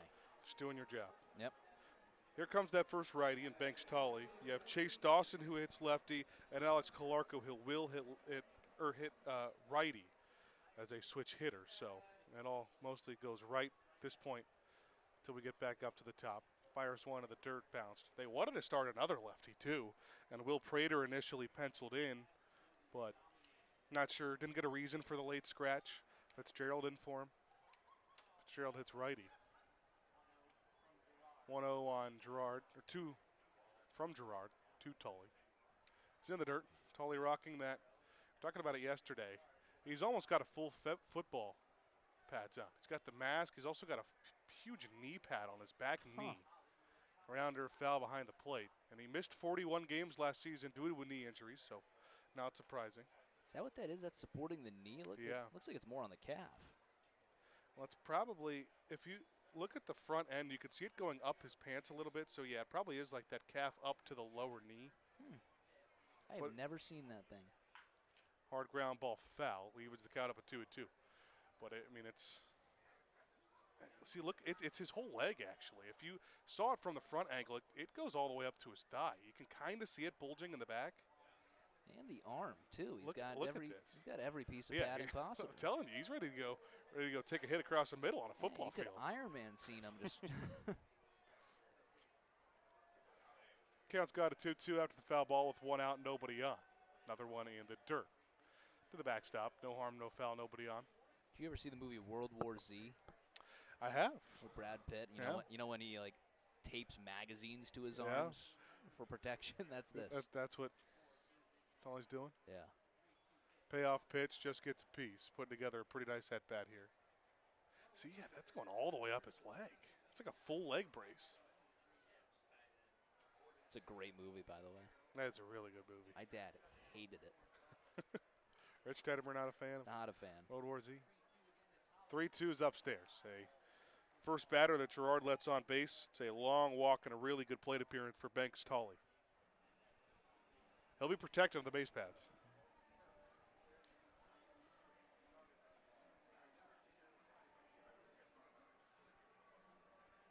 Up comes Chase Dawson.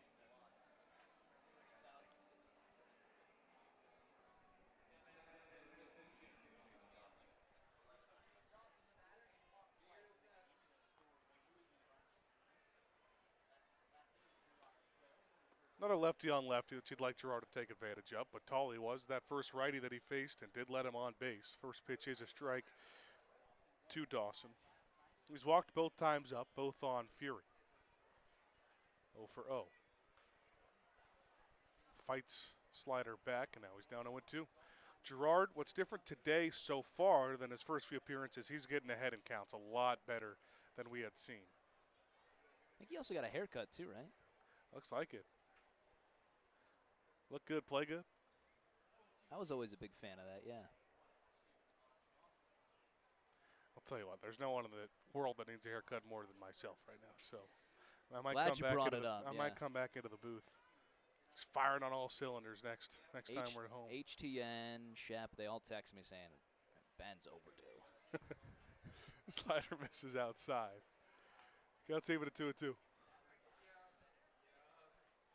And it makes it a hot day like today. It's just. To be fair, I don't think Preston got a single haircut while he was here. Kicks and fires the 2-2. Grounds it over to the right side. Picked up by Blomquist. Throw goes to second. It's in time. It was slow enough that there will be no throw to first. 4-6 fielder's choice to eliminate Tolley, but now Dawson reaches. And it brings up Fitzgerald, who's had a successful day, 1 for 1 with an RBI sac fly.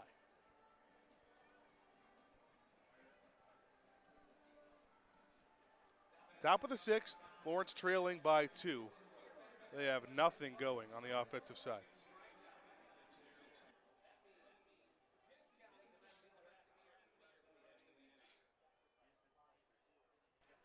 We want beer. Chance going for the beer batter, who fights off the first pitch foul down the first base side.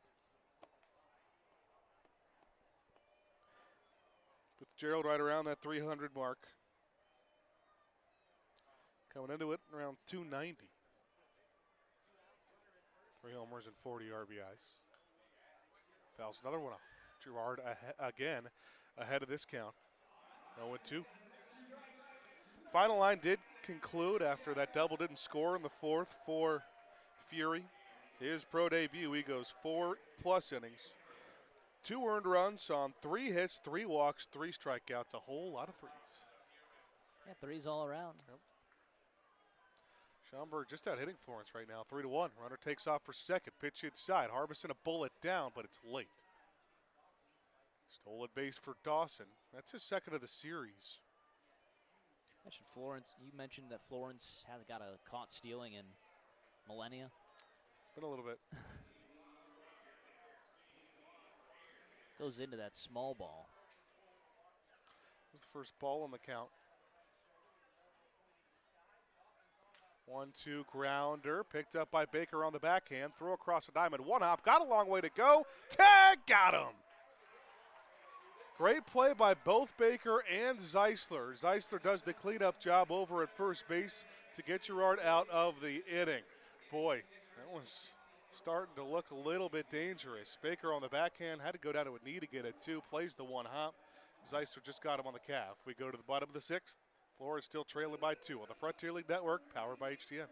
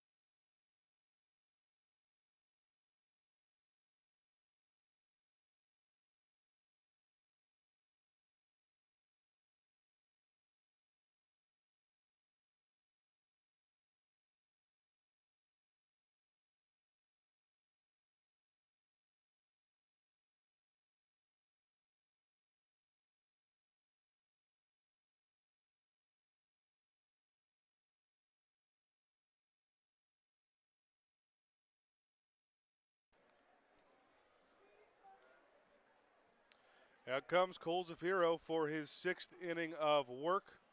Scoreless with 10 strikeouts against this Florence offense that's been so good this year, especially against other teams' stars. It'll be the bottom of the lineup, too, where he'll try to take advantage right now. We got 8-9-1 for Florence. We are just 1 over the minimum fought off for him so far. Was a single by Brett Blomquist. Baker will hit. Got a time from the home plate umpire, Jose Navas, before Baker steps in. Every Florence batter has reached, or has struck out, I should say, besides Brendan Bobo at this point after that Garrett Broussard K. Baker takes the first pitch, sky-high foul. Out of play down the third base side. He was part of the 3 that struck out the side at 7, 8, 9 in the 3rd inning. Then Blomquist broke up a single, where he also struck out the 3 guys around Blomquist. Misses outside to make it a ball and a strike.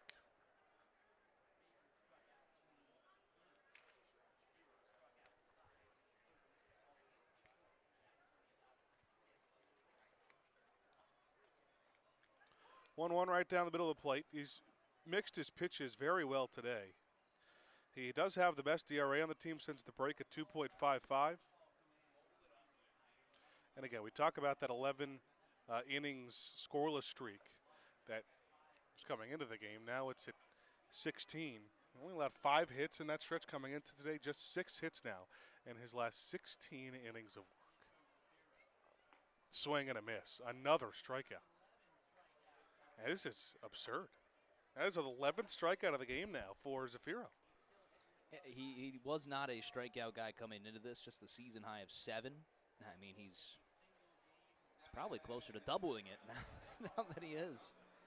Yeah, 3 outs away from doubling that high. And he's worked very efficiently, too. Here's Kyle Harbison. 1 out, nobody on. Takes the first pitch, fouls it down the first base side. Boy, this just feels like it's going to be one of that Mississippi situation again, where the guy gets called up, gets an MLB contract right after game's finished. Right after that game, Bradley Wilson was also Yep. signed his contract. So maybe Ryan Fury's hoping, hey, keep going. 0-1 to Harbison, fouls it back. This is not, you felt it a little bit with Mississippi, where it's like, all right, this guy's dominating. Just get him out of the game. Get to the bullpen. Getting to the Schaumburg bullpen isn't really a favorable thing either if you're the other team. Harbison down here 0-2.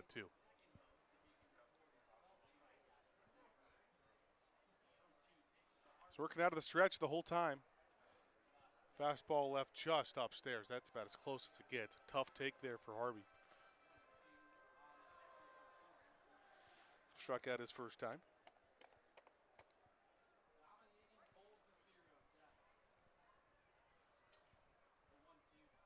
Swing and a miss. Fastball blown by him. That's 12. There's not much more you can say.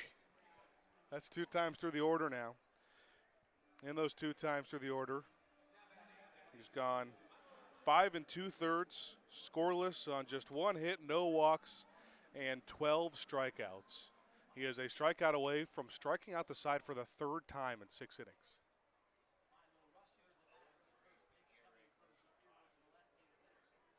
Here comes Milo Rushford for the 3rd time. Fastball misses it.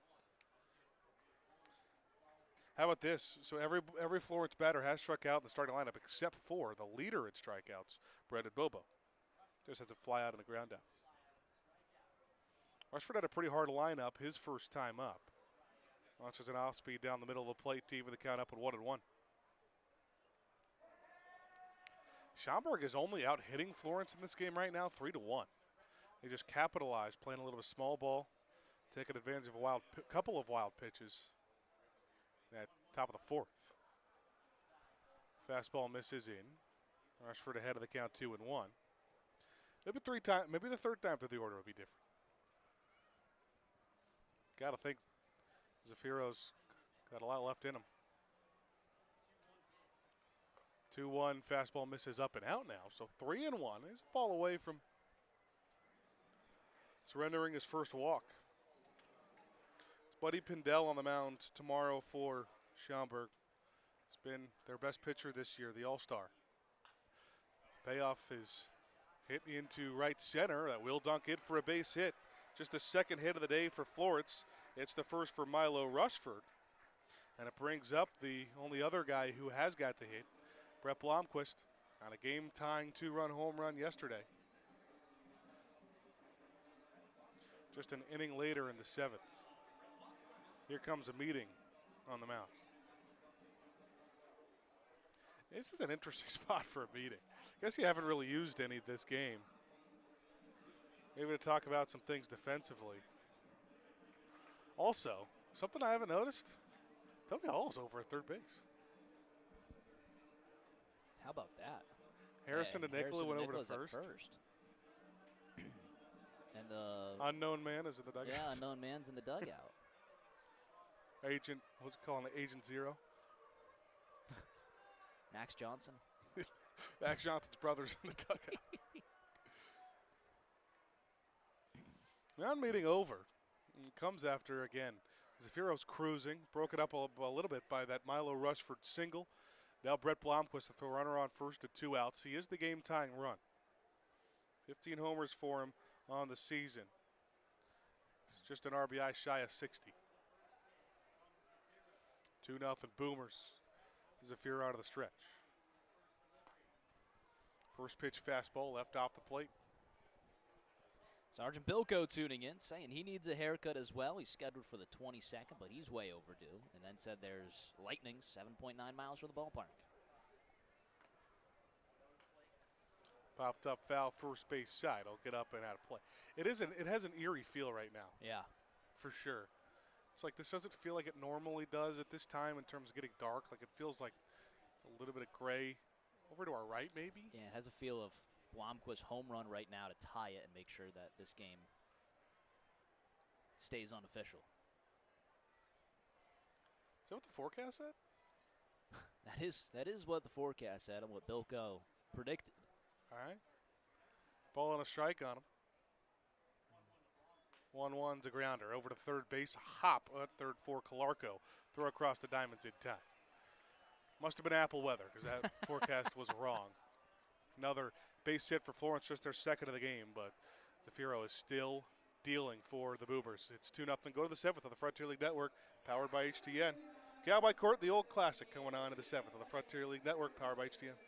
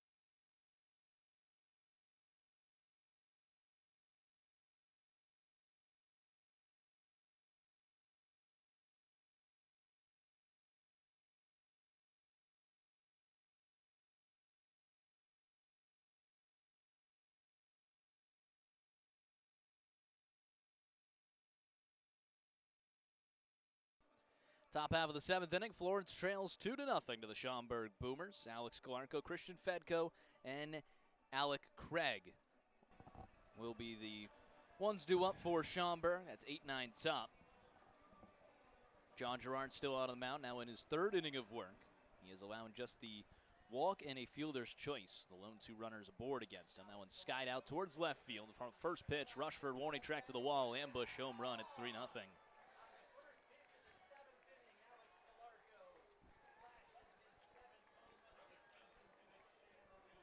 7th homer of the season for the brother of Anthony Calarco.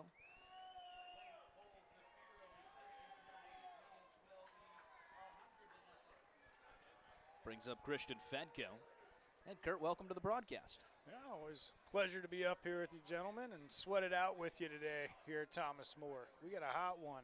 If the second pitch goes over, you're gone though. That's a quick pull from you off the broadcast. Some nights, Kurt, you got it. Some nights you don't. I know, right? I walked in last night. We were down 2, a quick, 2-run revival. But like I said yesterday, I never count these guys out. I know they're facing a tough pitcher on the mound with Zafiro today. He's got, 12 Ks on him? Yep. But, we've got good bats here in Florence, so I never count us out of a game. You knew that coming in. I did. See, look at that.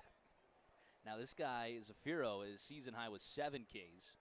He hasn't registered a win yet this season. And Florence tagged him for 4 runs in an inning and a third. he is playing lights out ball, but he's also just unconscious, not pitching to what he's done the rest of this season. For John Gerard, he has come in a big-time spot, in a spot he wasn't interested or wasn't expecting. You know, he was obviously penciled to start today, and is just trying to get through here. He's certainly picked up a first good 2 innings, then the ambush home run here in the 7th. Yeah, I'll tell you, keeping a squad like the Y'alls to only 2 hits today that's some good pitching. Base hit into left field for Fedko. The first 2 have reached here in the inning. And Kurt, you know what? When the Y'alls are losing, there's nothing better than getting to our Rip That Pack segment. It's time for a little 2025 Topps Chrome update. Have I been off the whole time?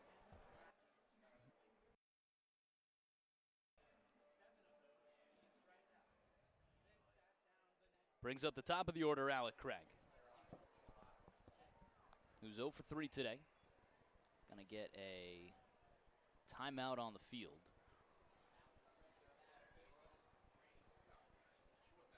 Don't know what's going on. It is a weird feeling out here. It's like sepia. It is. It looks like there's sepia cards Yeah. for sure. I'll tell you this, behind us does not look too promising. No. That one's popped up in the infield. Left side over is Baker. He makes the grab for out number 1. Brings up Cole Turney. Our Topps 2025 Chrome Update Series. Yesterday didn't pull much, so we should still have something in this box. Got that insert of Bryce Harper as our winning card. But, Kurt, we do have a couple more cards left. And I'll start us off here. Pack number 1. It's Cole Turney. Big swing and a miss. John Gerard was fantastic against this 4 his last time around. 4 lefties in a row here. That is why you bring him into the ball game. I'm definitely not going to get anything colored in this one. 1 fouls it away. Starting off with Tirso Ornelas, who I've never heard of. That's a name I'm unfamiliar with as well. Justin Turner from last year when he was with the Cubs. Do get a Cade Horton rookie card, Refractor. That is special to me because I got to broadcast Cade Horton. So we get a little refractor of him. That's whose rookie debut patch I would love to grab. 0-2 misses outside. Big piece of the 2023 championship, Tennessee Smokies. And then our final card is a Merrill Kelly base. Back with the Diamondbacks this year. So, Kurt, not too much that you got to pull there. I mean, Cade Horton rookie card. Oh, that's one that's opened already. Yeah. In there, find some. There we go. Some Cade Horton rookies, what I got to top out here. Rookie refractor, yeah. There's a red. There's a Cincinnati red on the back of my pack. It looks like I've got a wave refractor in here. We'll start with the Shane Bieber. I pulled him yesterday. There's the 1-2 ground ball foul. Will Wilson, rookie, and then a Washington James Wood rookie debut refract. I mean, that's got to take it right there. Ray Wave. Ray Wave, ML debut, James Wood. Probably. There's a good one. 1-2 misses outside. Who was your last card? Was Chase Petty? Chase Petty. Chase Petty. I mean, that James Wood, that's worth a couple of beers. That James Wood might be 2 strips of gum. 2-2. Cold. Strike 3 on the outer half. First K of the day for John Gerard. Comes against Cole Turney. Talking double bubble or Wrigley's here? I'm talking juicy fruit. Juicy fruit. When the flavor vanishes in 30 seconds. Try to get old Sauce hooked up here. Another lefty, Kellum Clark, at the plate. 0 for 3 today. It's been a quiet night for the top of the order. Again, it's all the action really happening middle and bottom right now for Schaumburg. It's nothing that we're not used to. Runner on first, 2 away. Would be a good bounce back from Gerard if he's able to limit the damage to just 1 run there. Homer to a big-time hitter in Alex Calarco. Swing and a miss, 0-2. Just gets weirder and weirder out of the sky. Yeah, it is. I feel like we're in World War Z. Yeah, this is what, like, it's all, like, dull and gray. Your eyes must be going crazy. I was about to say, this is what you guys are seeing what I see all the time. This is what you see all the time? Yeah. Take a look at that scoreboard. What colors do you see on the left side of the border? It's just straight gray. I don't know what you're talking about. I always forget that you and I are in the same boat with that, Ben. 0-2, foul down the first base line. I mean, I don't even know what team's playing on the field half the time.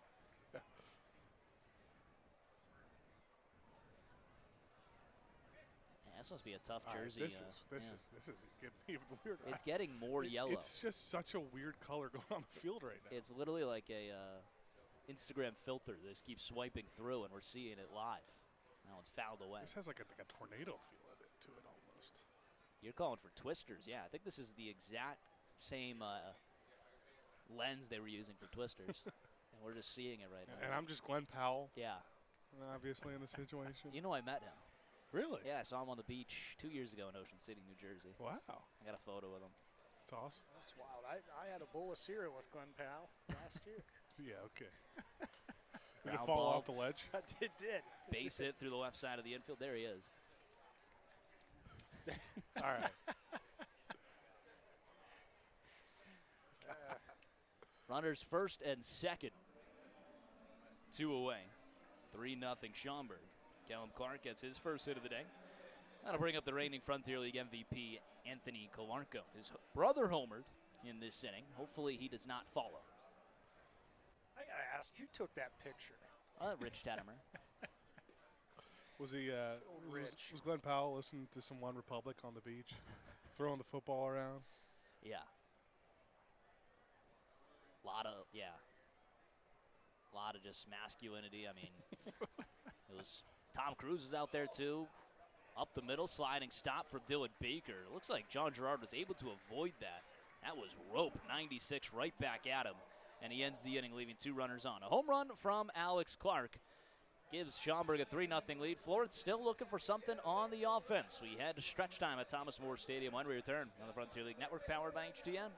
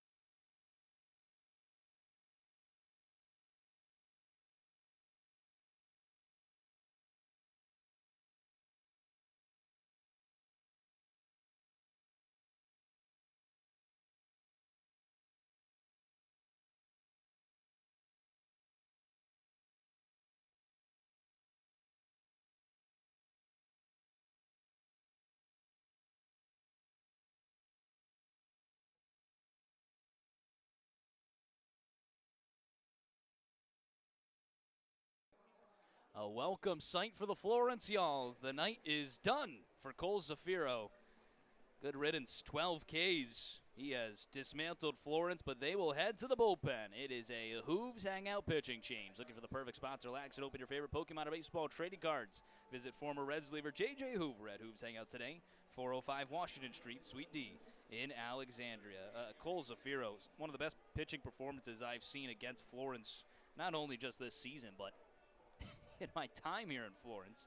Allows just 2 hits, obviously no runs, doesn't walk anybody, and picks up 12 Ks, was 2 off of the minimum, and just dismantled Florence through and through. The top offense in the Frontier League stood no chance. Let's see what they could do against the bullpen.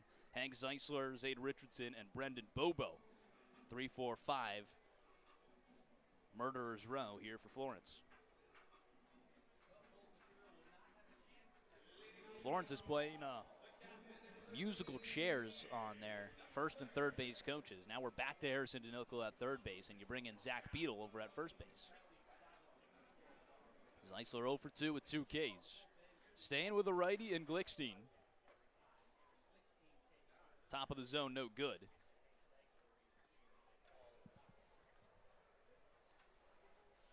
Thanks for the captain of the Florence Yalls. Got the Yalls offense moving in the 6th yesterday with a solo shot, his 21st of the season. Swing and a miss, and it's a 1-1 count.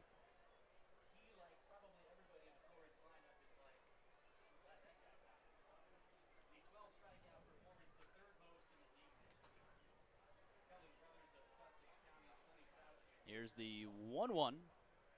Swing and a miss, top of the zone at 87. It's definitely a different look here from Cole Zafiro to Glickstein. That fastball at 87 there. And Zafiro was up near 95. Yeah, Florence needs some offense here in the last 3 innings. I mean, nothing like trying to avoid a sweep tomorrow, facing Buddy Pindell on the mound. Certainly not going to be a fun one if that is the case. And 3-0, I mean, a tip of the cap to the Florence pitchers. It's two guys that, you know, obviously weren't on this team on opening day. 1-2, swing and a miss. Zeisler down on strikes for the 3rd time today. And this is just a strikeout performance from the Florence Yalls. That's their 13th. If there's anything worse as well, it's my pen is running out of ink. That might be worse. That might be worse. This pen has lasted all season. Rory, you said this would be a test for the guys coming in, and a good one for the Yalls as we head to that postseason. What the Yalls would be able to do here against a team like the Boomers. At this point, I have started to say, hopefully, it is the postseason again. Right. Zade Richardson with an 0-1 count on him. Home plate umpire going to go talk to the pitcher, give Alex Clarko a blow there. Richardson also with 2 strikeouts. He's 0 for 2 today. Windy City's down 7-2 right now. Tyler Cerny helping his old friend out. Grand slam, his first home run of his career for Joliet. Are you his old friend? Yeah.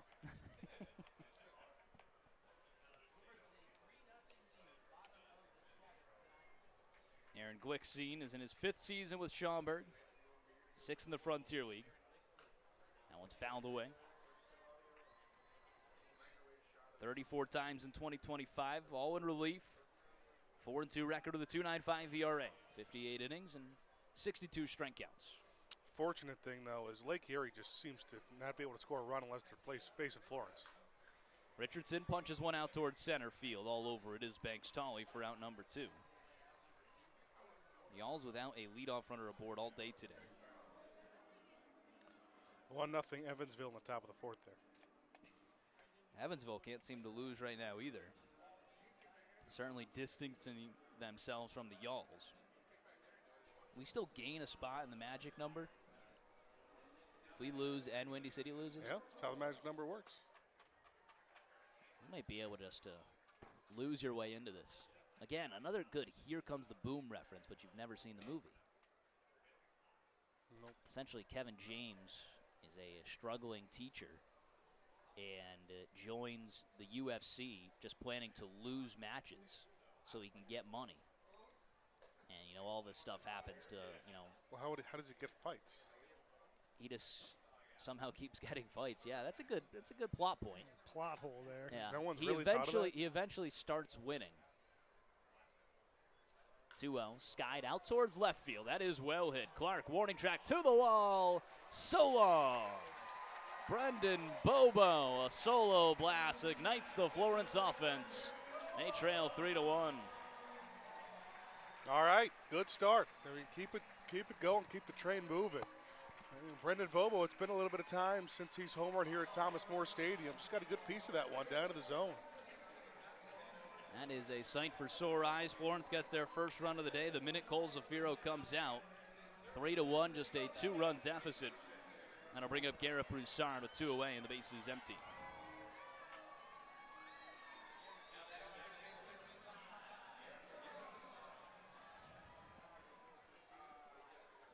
Broussard 0 for 2 today.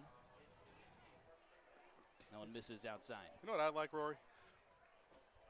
I would like if this 0-3 Zafiro, who's obviously been pretty good this season, still doesn't get a decision in this game. Allen over towards first to end the inning. Florence gets a solo blast from Brendan Bobo. We head it to the top of the 8th. Now a 3-1 ball game. When we return on the Frontier League Network, powered by HDN.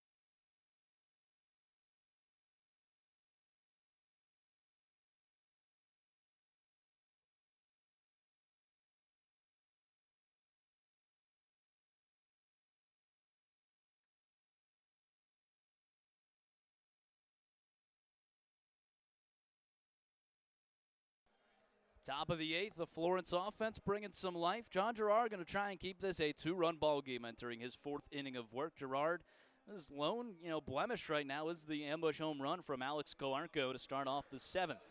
Let's see what he can do against Banks Tolley, Chase Dawson, and Kyle Fitzgerald here in the 8th. 3-1 Boomers lead. First pitch, swing and a miss downstairs. But Florence has done a good job of it, especially after this All-Star break. Whether win or lose in the game, is getting these long relief appearances from different guys. We saw it a decent amount from Isaac Milburn, just to save your bullpen and make it really rested for tomorrow. Swing and a miss, 0-2. Game 3 of the series. Got to be impressed with what you've seen from Gerard, at least. Absolutely. He's gone 3 innings, allowing just 1 run. I mean, if you combine that with what he did last Sunday against Brockton, you're talking about a different pitcher than what you saw the first couple times through. Just the 1 strikeout. He's allowed 3 hits and a walk.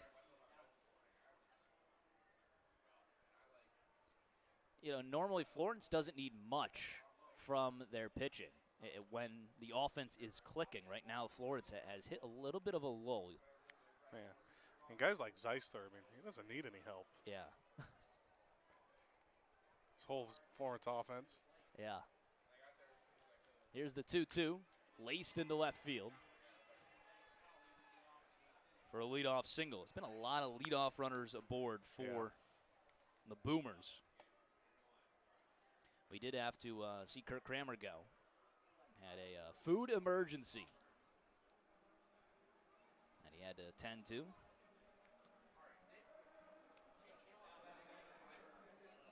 Ever had a food emergency? If you count being extremely hungry at 2 a.m., then yeah, I've had some food emergencies. That one misses upstairs. 2 a.m. you get extremely hungry? There's been some alcohol involved. Some rockin' Saturdays involved. Yeah, of course. 1-0 to Dawson. In there for a strike on a nice off-speed from Gerard. Well, at least Florence was able to get the crowd up and moving here. It's 3,633 in attendance. Very big crowd for Latin Heritage Night. This is downstairs. Also got to see the debut of our new home run song. Pretty epic.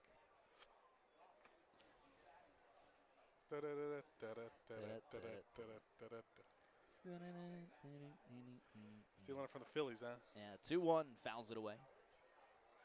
It is just an amazing home run song. Now, back in 2022 when I was with the Forest City Owls, I was in charge of finding our home run song. And, just amazing stuff in 2022, clearly. 2-2 pitch, misses upstairs. The Tokyo Drift run song was literally in the heads of the opposing coaches and managers to where they had to tell our staff that it was a great choice. It's a job well done then. Yeah, I strutted into the front office the next day. I told you. Payoff pitch, punched out towards left field. Rushford is on the run. He makes the grab for out number 1.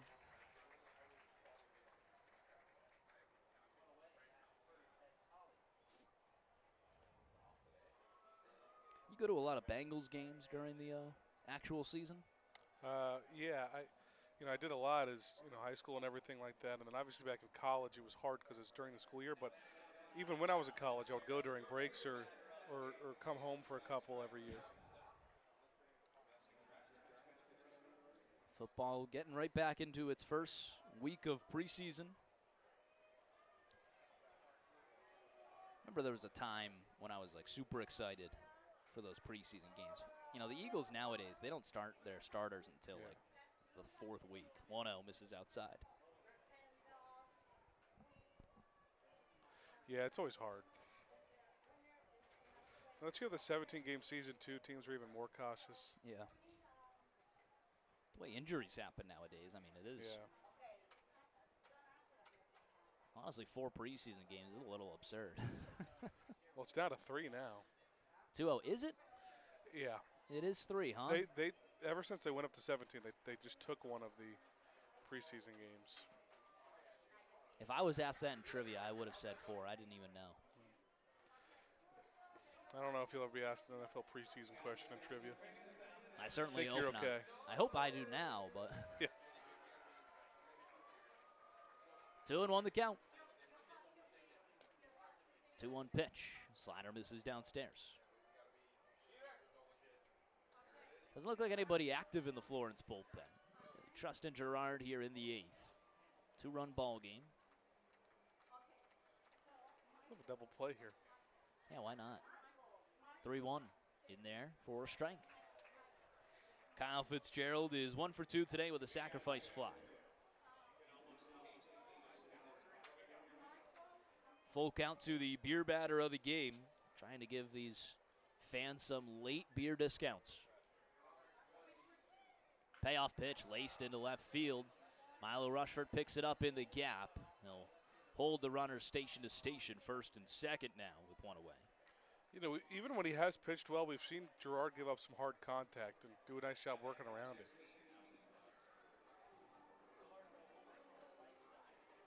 She's just going to run into some of that with an offense as talented as this Schaumburg one. Brings up Alex Calarco, who only needed to see 1 pitch from Gerard and sent it deep into left field. Florence looks to call upon Aiden McAvoy. That one's in there for a strike. He will start warming up in the bullpen. Sticking with the left side against a lefty-heavy lineup. 0-1. Swing and a miss. 0-2. Fastball outside. Got Calarco to chase. Does seem to have his parents in attendance. I believe they travel all over for him. 0-2. Swing and a miss. Good afternoon, good evening, good night. What a bounce back there from Gerard. Needed just 1 pitch to hit a home run off of you. How about 3 pitches to strike him out the next time you see him? That's a pretty good mindset from Gerard, too, flushing it down the toilet. Yeah. 2 away, runners first and second. Brings up Christian Fedko, who's 2 for 3 today with a double and a single. That one's in there for a strike. Catches the outside corner.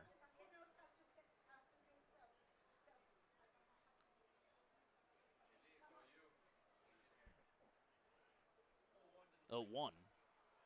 Missing outside. Tell you what, Ben, there's been a lot of rainy, rockin' Saturdays. Right now, no rain coming through, but wouldn't it just be our luck for the rain to start after this game? Well, I think that's actually what the forecast said when I was looking at it earlier. Yeah. 1-1. Punched out towards center field. All on the move is Brannon in front of the warning track. He makes the grab. John Gerard, tip of the cap. 4 innings for the rookie. Allows just 1 run and strands a couple on base. It's a 3-1 ball game when we return. Florence trying to get the offense moving on the Frontier League Network, powered by HTN.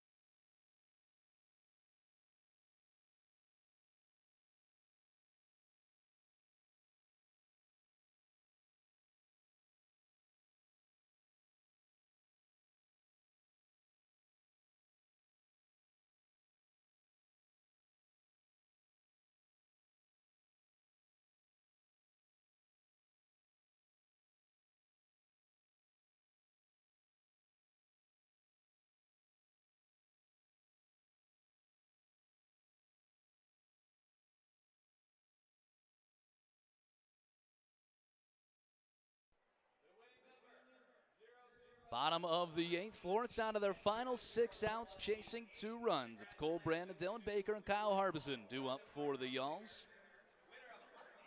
They're facing a new pitcher, a Hooves Hangout pitching change, looking for the perfect spot to relax and open your favorite Pokemon or baseball trading cards. Visit former Reds reliever J.J. Hoover at Hooves Hangout today, 405 Washington Street, Suite D in Alexandria. It's Kyle Moore on the mound for Schaumburg. He'll enter today with a talented, 8-1 record. 1 save, 56 1/3 innings pitched. Does have a 6.71 ERA, 48 Ks to 16 walks. Drew 2 starts early in the season. Florence actually hit him around for 11 runs in one of those starts. Let's see if they can do so again in the bottom of the 8th. That one's in there for a strike 1-1 the count to Brandon.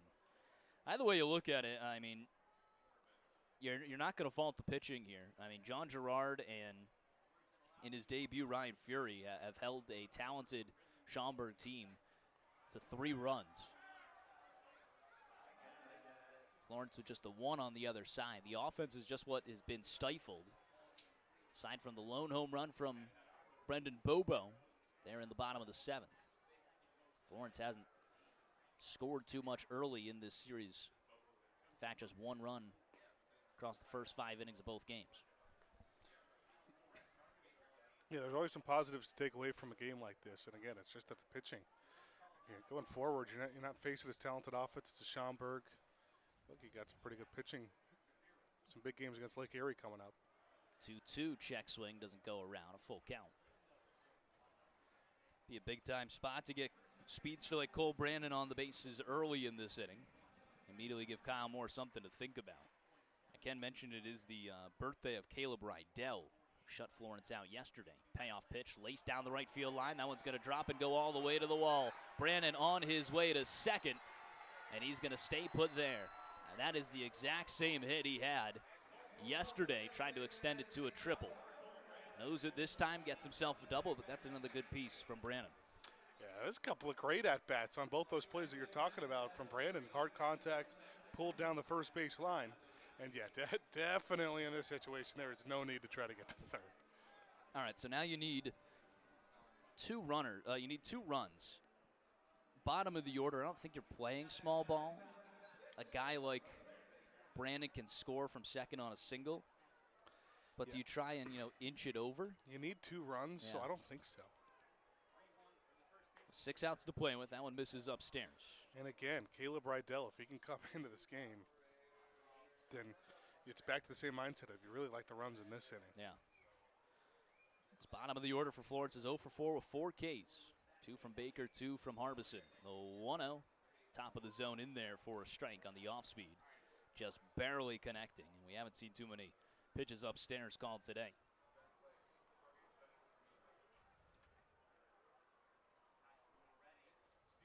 Baker hitting .257 entering today. The 1-1 pitch laces it down the third base line, but foul.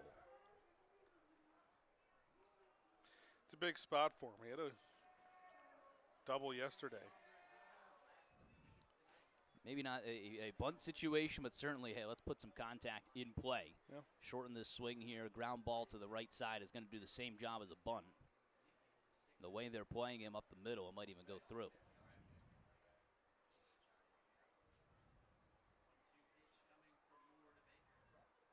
1-2. Skies it out towards shallow left. Not going to do anything. Kellen Clark makes the grab. First down of the inning.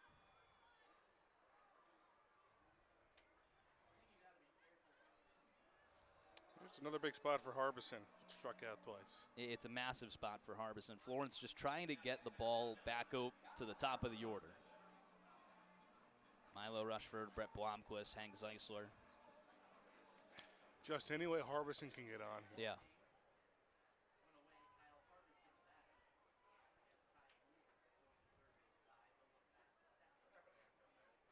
First pitch to him, misses downstairs. Again, it's another batter where Schaumburg is going to leave the right side of the infield pretty wide open. Seems like a lot of those Windy City guys, Broussard, Beadle, Harbison, do love that opposite field hitting. I say Windy City guys from 2025. The 1-0, ground ball over towards the shortstop. On the move is Brandon, and the throw gets away. Brandon, and Harbison tagged out over at second, trying to advance.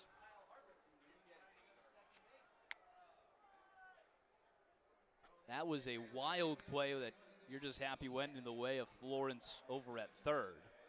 The throw went wild as Cole Brandon ran into the third baseman. Well, the thing is Harbison was late to break towards second. He also took he just took a massive turn around first. Take another look here. Oh, he was being sent. Zach Beadle did send him. That's Zach Beadle. Was telling him to go that whole way. I'm interested if they'll blame Beadle on that. Florence, no first base coach actually over there. It's just a player filling in. That one misses outside. Y'all don't get a run on it. It's a fielder's choice. It's an error. Yeah. Fielder's choice E6. Back up to the top of the order for Rushford. Runner on third, 2 away. 1-0, swing and a miss.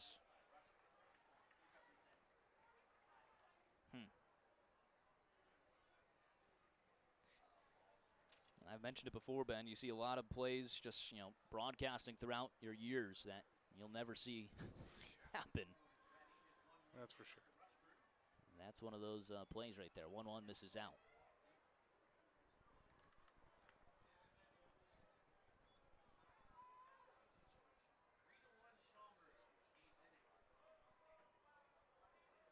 Tying run at the point.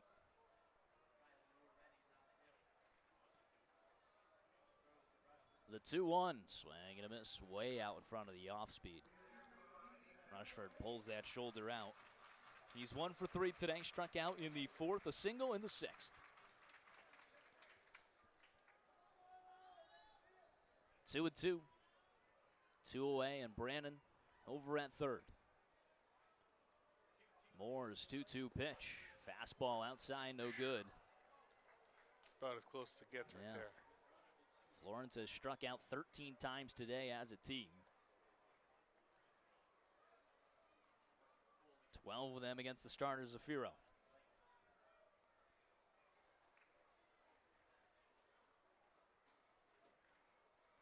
Payoff to Rushford. Fouls it away. We'll do it again. Rushford's had a couple of these at-bats now where he's just fighting off pitches and waiting for his pitch.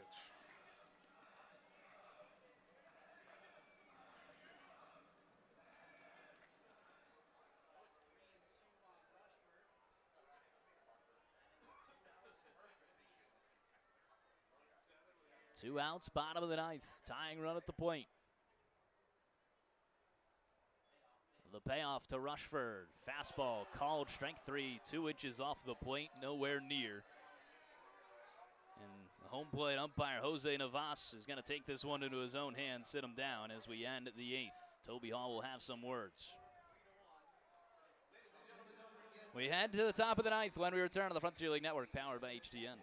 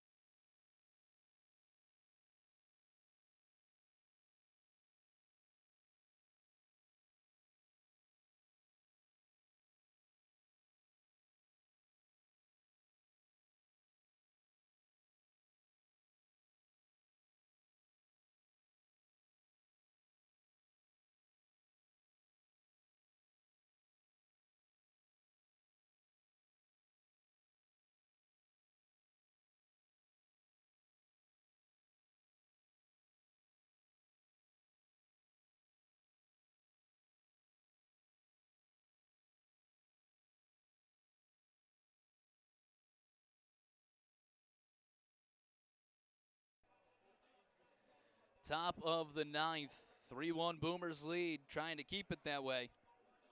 Will be the All-Star, Aiden McAvoy. In his first action in a little bit, McAvoy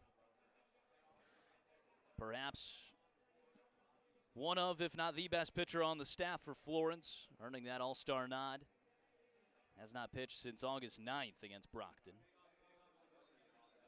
37 innings, 34 hits, just 16 earned runs, 24 walks to 44 Ks. Coming in here in a spot where, hey, just don't let any more runs cross. Keep us in this ball game, give us a chance in the 9th. And he's going to face 4 lefties in a row, hopefully just 3. 0-1 the count to the top of the order, Alec Craig.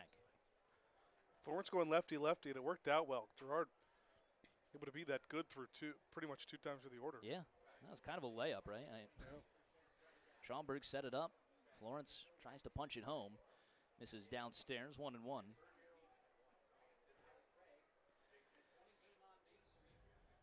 0 for 4 night for Alec Craig. 8 hits for the Boomers, 4 for the Yalls. Tough strike 3 call to end the bottom of the 8th. That's bad. The 1-1 misses inside. Nowhere near touching the zone. Yeah, no, it's the argument of don't give the umpire the chance to call you out, but also, you know, every other professional league in baseball uses ABS to eliminate that choice. I do agree with the that sentiment of, you know, if it's close swinging, but Yeah. I wouldn't consider that kind of play. 2-1 out towards left field. Rushford comes in. He makes the grab. 0 for 5 night from Alec Craig. Don't see that often. He came in with a 20-game on-base streak. Certainly seems to be at jeopardy. Here at the top of the 9th, a 3-1 Boomers lead.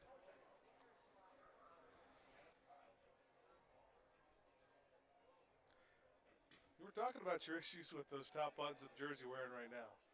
McAvoy's letting it fly a little bit Oh, yeah. towards the top. These players do it. The old sentiment was first pitch in there for a strike. The old sentiment was you can take off as many buttons as you can actually bench, the amount of plates that you can bench. Really? Yeah, so if you could bench, 2 plates, you could take off the 1 button. If you can bench 4 plates, you take off the 2 buttons. It's two plates on each side. Yeah. Yeah. If you're a man like Zade Richardson that can take down 3, 4 plates, you barely need a shirt.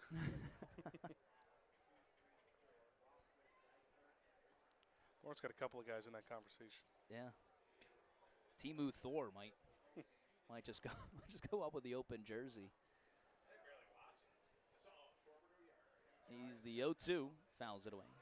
Zade Richardson and Timu Thor, obviously workout partners in the offseason. It's a lot of weight thrown around.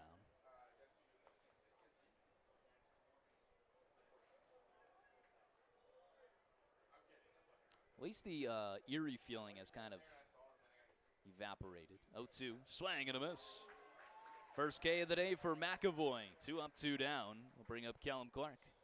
It's good looking there for McAvoy. Again, that's slider with a lot of horizontal movement. But yeah, it's just dark now. Yeah. I'm glad I'm not seeing in sepia anymore.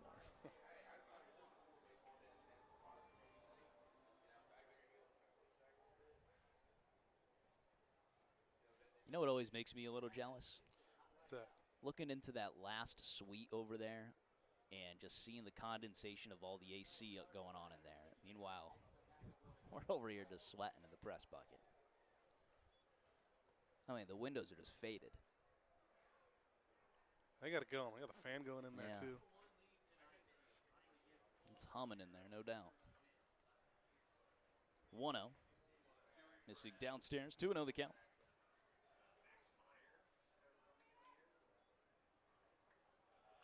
Oh, Lake Erie answered me. They're up 4-1 on Evansville now in the 4th. Joliet's still up 7-2 on Windy City.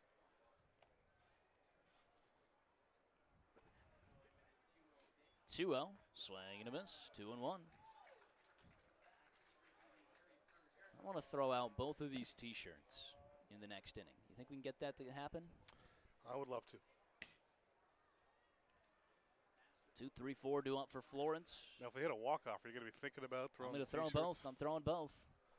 That one's fouled away. I will be sprinting to the field. Yeah. I've already had one of those with Jax Tucker this year. Just gently put down the headset. Yep. Yeah. Well, I did learn.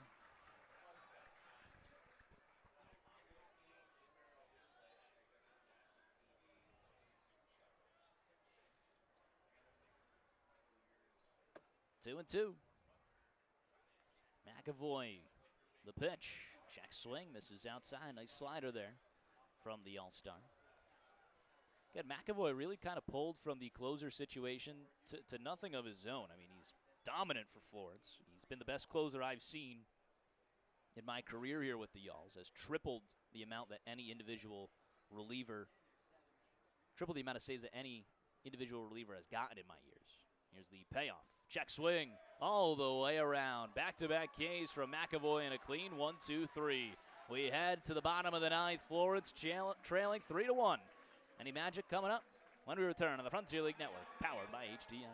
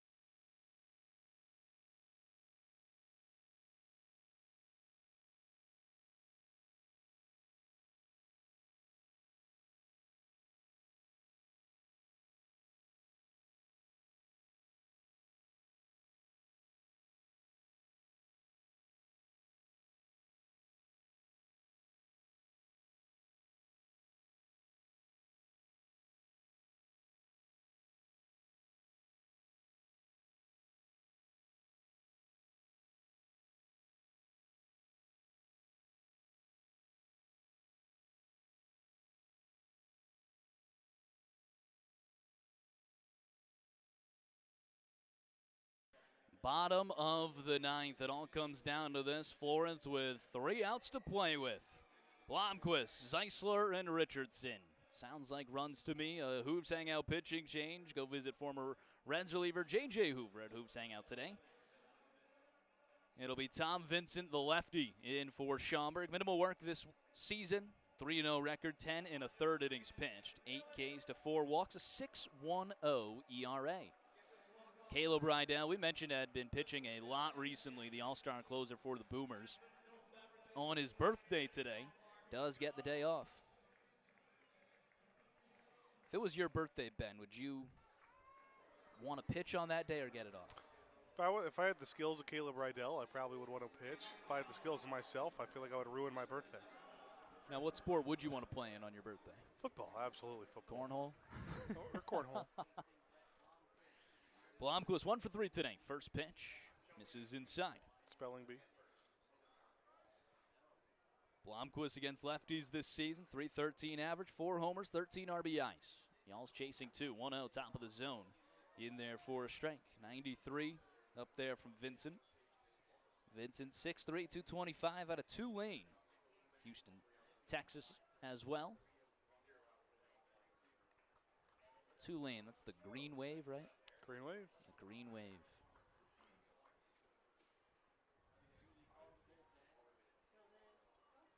Two-1 to Blomquist. Grounder foul down the third base line.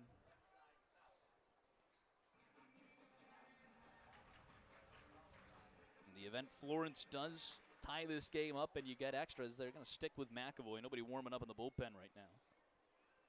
Why not?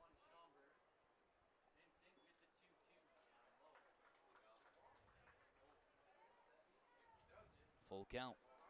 94 there on the fastball low.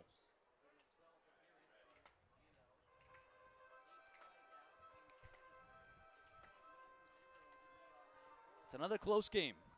Comes down to Florence just chasing a couple runs in the bottom of the ninth. Payoff misses inside. That'll bring the tying run to the plate and the captain, Hank Zeisler. That's huge. That's base runners. That's what you need. How about Zeisler breaking out of this slump day, huh? 0 for 3 with 3 Ks. 0 for 3, 3 Ks, the lefty-lefty battle. Zeisler this season against lefties, 284 average, 18 RBIs, 2 homers. 7 walks to 20 Ks. Blomquist with good speed at first. That one's fouled away on the first pitch he sees, 93, middle. Got a pitch to hit right away. You don't need to be any sort of aggressive with Blomquist right now. That run, it's not the one. Certainly not. Certainly not. The 1-0. Fouls it away. Sorry, it's 0-1. Little now late on a 0-2. couple now. Good pitches to hit. 92, those are right down the middle of the zone. That one a little outside of it. Left side of the zone. Kick the 0-2. This is downstairs. 1-2 the count. A good eye from Hank. Obviously his big clutch hit, the 3-run homer against Joliet. A walk-off just a few weeks ago. Not in a walk-off situation right now, but the game in the balance. He makes the tying run at home plate. 1-2 to Zeisler. Runs inside and hits him. Airport paint and body hit by pitch. Tying run aboard. Winning run at the plate. That's one of the biggest airport paint body hit by pitches of the year so far. It brings up Zade Richardson. I mean, this is where you know Caleb Rydell, one of the best closers in the game. You just would love to take advantage of him being out of the game today. Absolutely. Big spot for the face of the Florence Yalls. Zade Richardson. Hey, Ben, this goes to that conversation at Joliet. You know, they didn't want to face Richardson, so they intentionally phased Zeisler. He made him pay with a 3-run homer. Let's see if Richardson could follow suit. This is great. But it's an interesting spot, too, because his run, you know, obviously is the game-winning run. You got to be careful. Yeah. Everywhere. Zeisler with a big lead over at first. Also has some good wheels. First pitch to Richardson. Fouls it away. 94, bottom of the zone. He's celebrating Latin Heritage Night, too. Yeah, he is. You got him on the board today? I do. I do.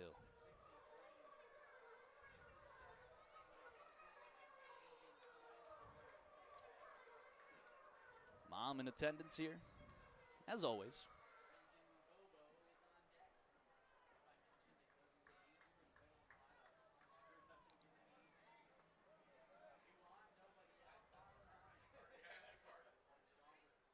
Third base side of the rubber. Long look at second.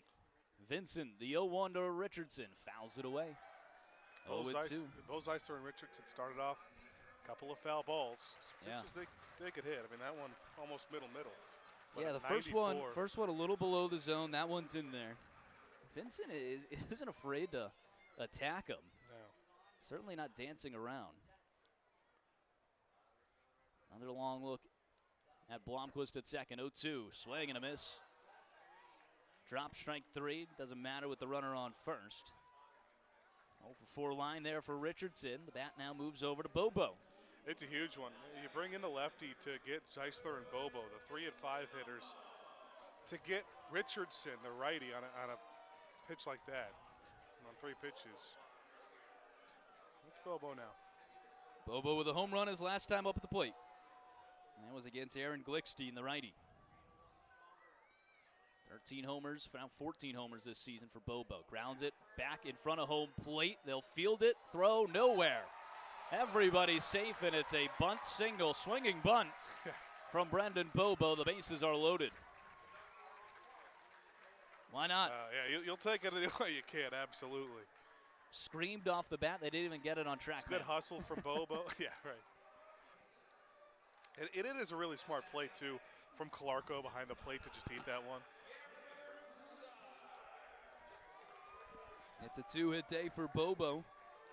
Now it's up for Garrett Broussard. Broussard, a 2-hit day yesterday. The bases loaded, tying run in scoring position. First pitch to him, soared. Oh, it won the count. It is a lot of fastballs from Vincent. You can expect that at the plate. That's a first pitch fastball that fooled Broussard early. Let's see if he can adjust. Again, Vincent is starting up on these guys. 0-1. Another swing and a miss on a fastball inside. And another sword. It's the velo that I think has just gotten to Broussard of the first 2 pitches in this big moment. Yeah, that one not in the zone. It missed inside. Just goes all the way around. Let's see how he adjusts with 2 strikes. He's got a good 2-strike approach. Working quickly. 0-2. Runs inside and hits him. Second hit by pitch of the inning. Tying run moves over to third. Wow.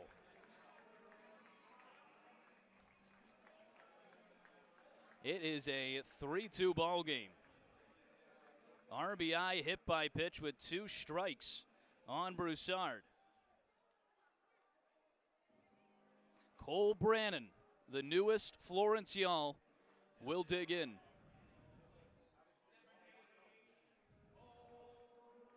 A double his last time at the plate. Had a big double yesterday late. Let's see if he has any more heroics in him. The winning run in scoring position, that's Bobo at second. Zeisler to continue the game going. Bobo scoring to win it. 0-1 the count, fastball in there. It is a heavy dose of fastballs from Vincent. 0-1 to Brannon, swing and a miss. That's a first off speed that we've seen in a while from Vincent, but it's another 0-2 count. Lefty-lefty battle here. Florence not really with any righty options. You got Beadle as your backup catcher and Oscar Serranos, who hasn't had an at-bat for Florence yet this season. The 0-2 misses downstairs. 1-2 the count. Tell you what, Vincent is working quickly.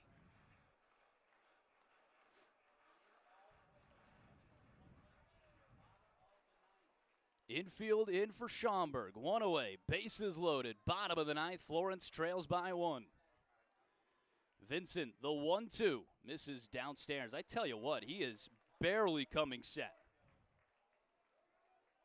He is barely coming set in the stretch.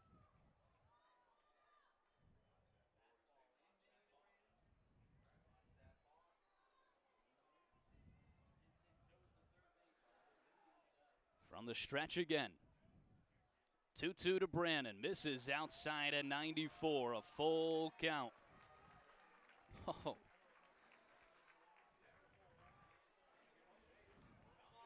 What kid hasn't imagined themselves in this spot? 3-2. Bases loaded, bottom of the ninth. The payoff to Brandon. Swing and a miss. It's a foul tip. Another life. If he doesn't tip that, I mean, that's getting away from Calarco, and tying run comes home to score. I mean, either way you want to look at it.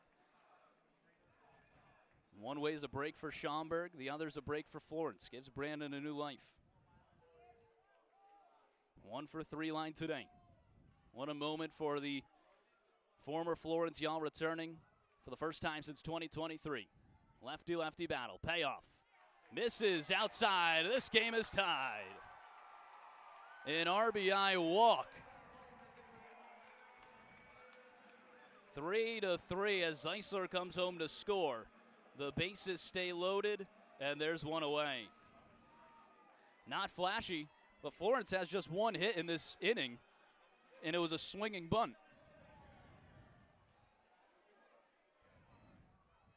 Dylan Baker, first pitch, fouls it away. He's hunting the fastball. 0-1 the count. The line moves to Baker now. He's 0-for-3 today, but can he come through for his team here?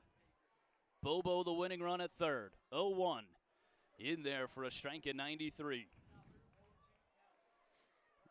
It has been a lot of 0-2 counts here for Vincent. Hasn't been able to put him away. Infield still in for Schaumburg. The 0-2 grounds it foul and stays alive.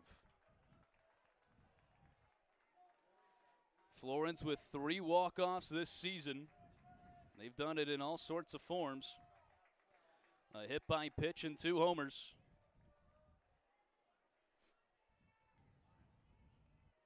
Oh, 2 to Baker. Swing and a foul tip. We'll do it again.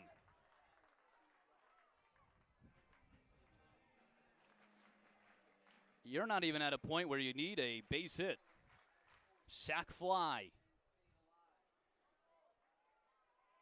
Something on the ground forces the defense to make a play. They can't turn 2 with the infield in.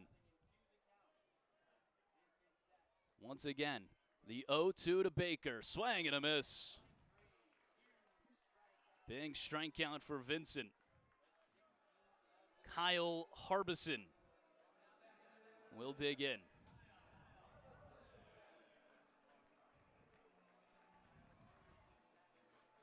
Not before we get a meeting on the mound. Somehow that's the first meeting on the mound this inning, where the guy has had 2 hit by pitches and 2 walks. The base is loaded. Pretty much the majority of the time. Florence has tied it. It's extras or a win.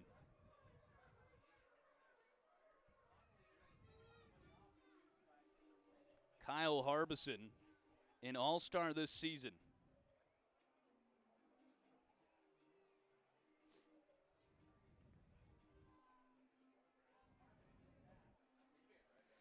Can Harbison be the hero?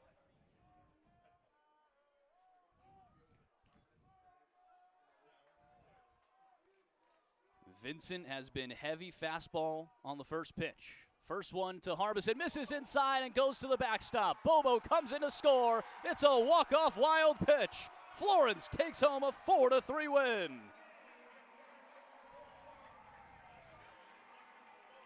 What did I say? We've done it in all sorts of ways. A hit by pitch, 2 homers, and now a walk-off wild pitch. An inning where the only hit came off the bat of Brendan Bobo. and barely went 5 feet. He comes home to score the game-winning run, and the Yalls force a rubber match for tomorrow. Wow. Vincent has been fastball early, throws 92 inside, all the way to the backstop by Calarco. Florence with an unlikely win where 2 walks, 2 hit by pitches, and a wild pitch win the game. I'm interested to see who Ben grabs. I mean, you get Brendan Bobo. Do you say, hey, Harbison? Harbison's the one that got drenched in Gatorade. All he did was watch the ball there, and, he's not wrong. He gets the walk-off, and Bobo comes home to score. Let's send it down to Ben.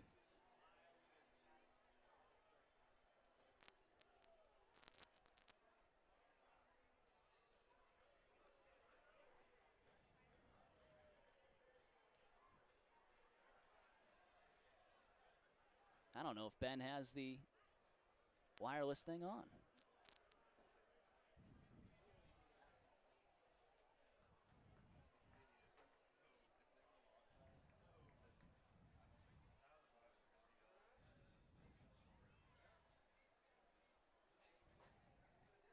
Well, I'm trying to signal to Ben to turn it on. He's obviously in interview mode, so that's unfortunate. We can't hear what Harbison and what Bobo is saying.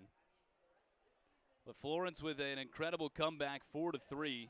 I'm gonna I'm gonna wave down to Ben to see if he could turn it on and if we get anything.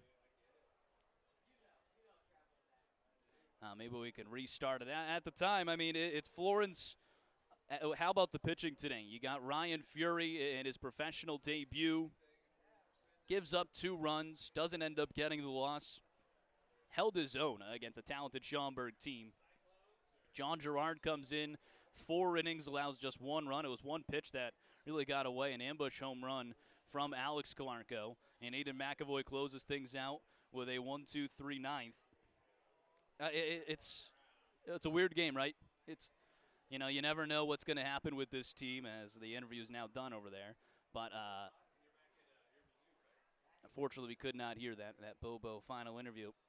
You never expect a walk-off wild pitch, and especially in that fashion.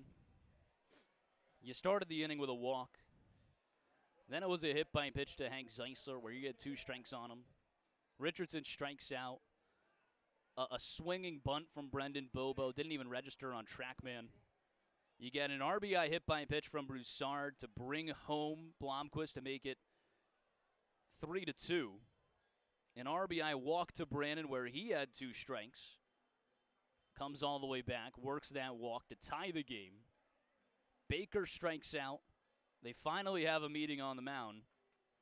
And Kyle Harbison just has to see 1 pitch and misses inside, and the ball game is over. Florence gets out-hit but wins over the Boomers 4-3 here on Rockin' Saturday in front of a very nice crowd, 3,600 for Latin Heritage Night.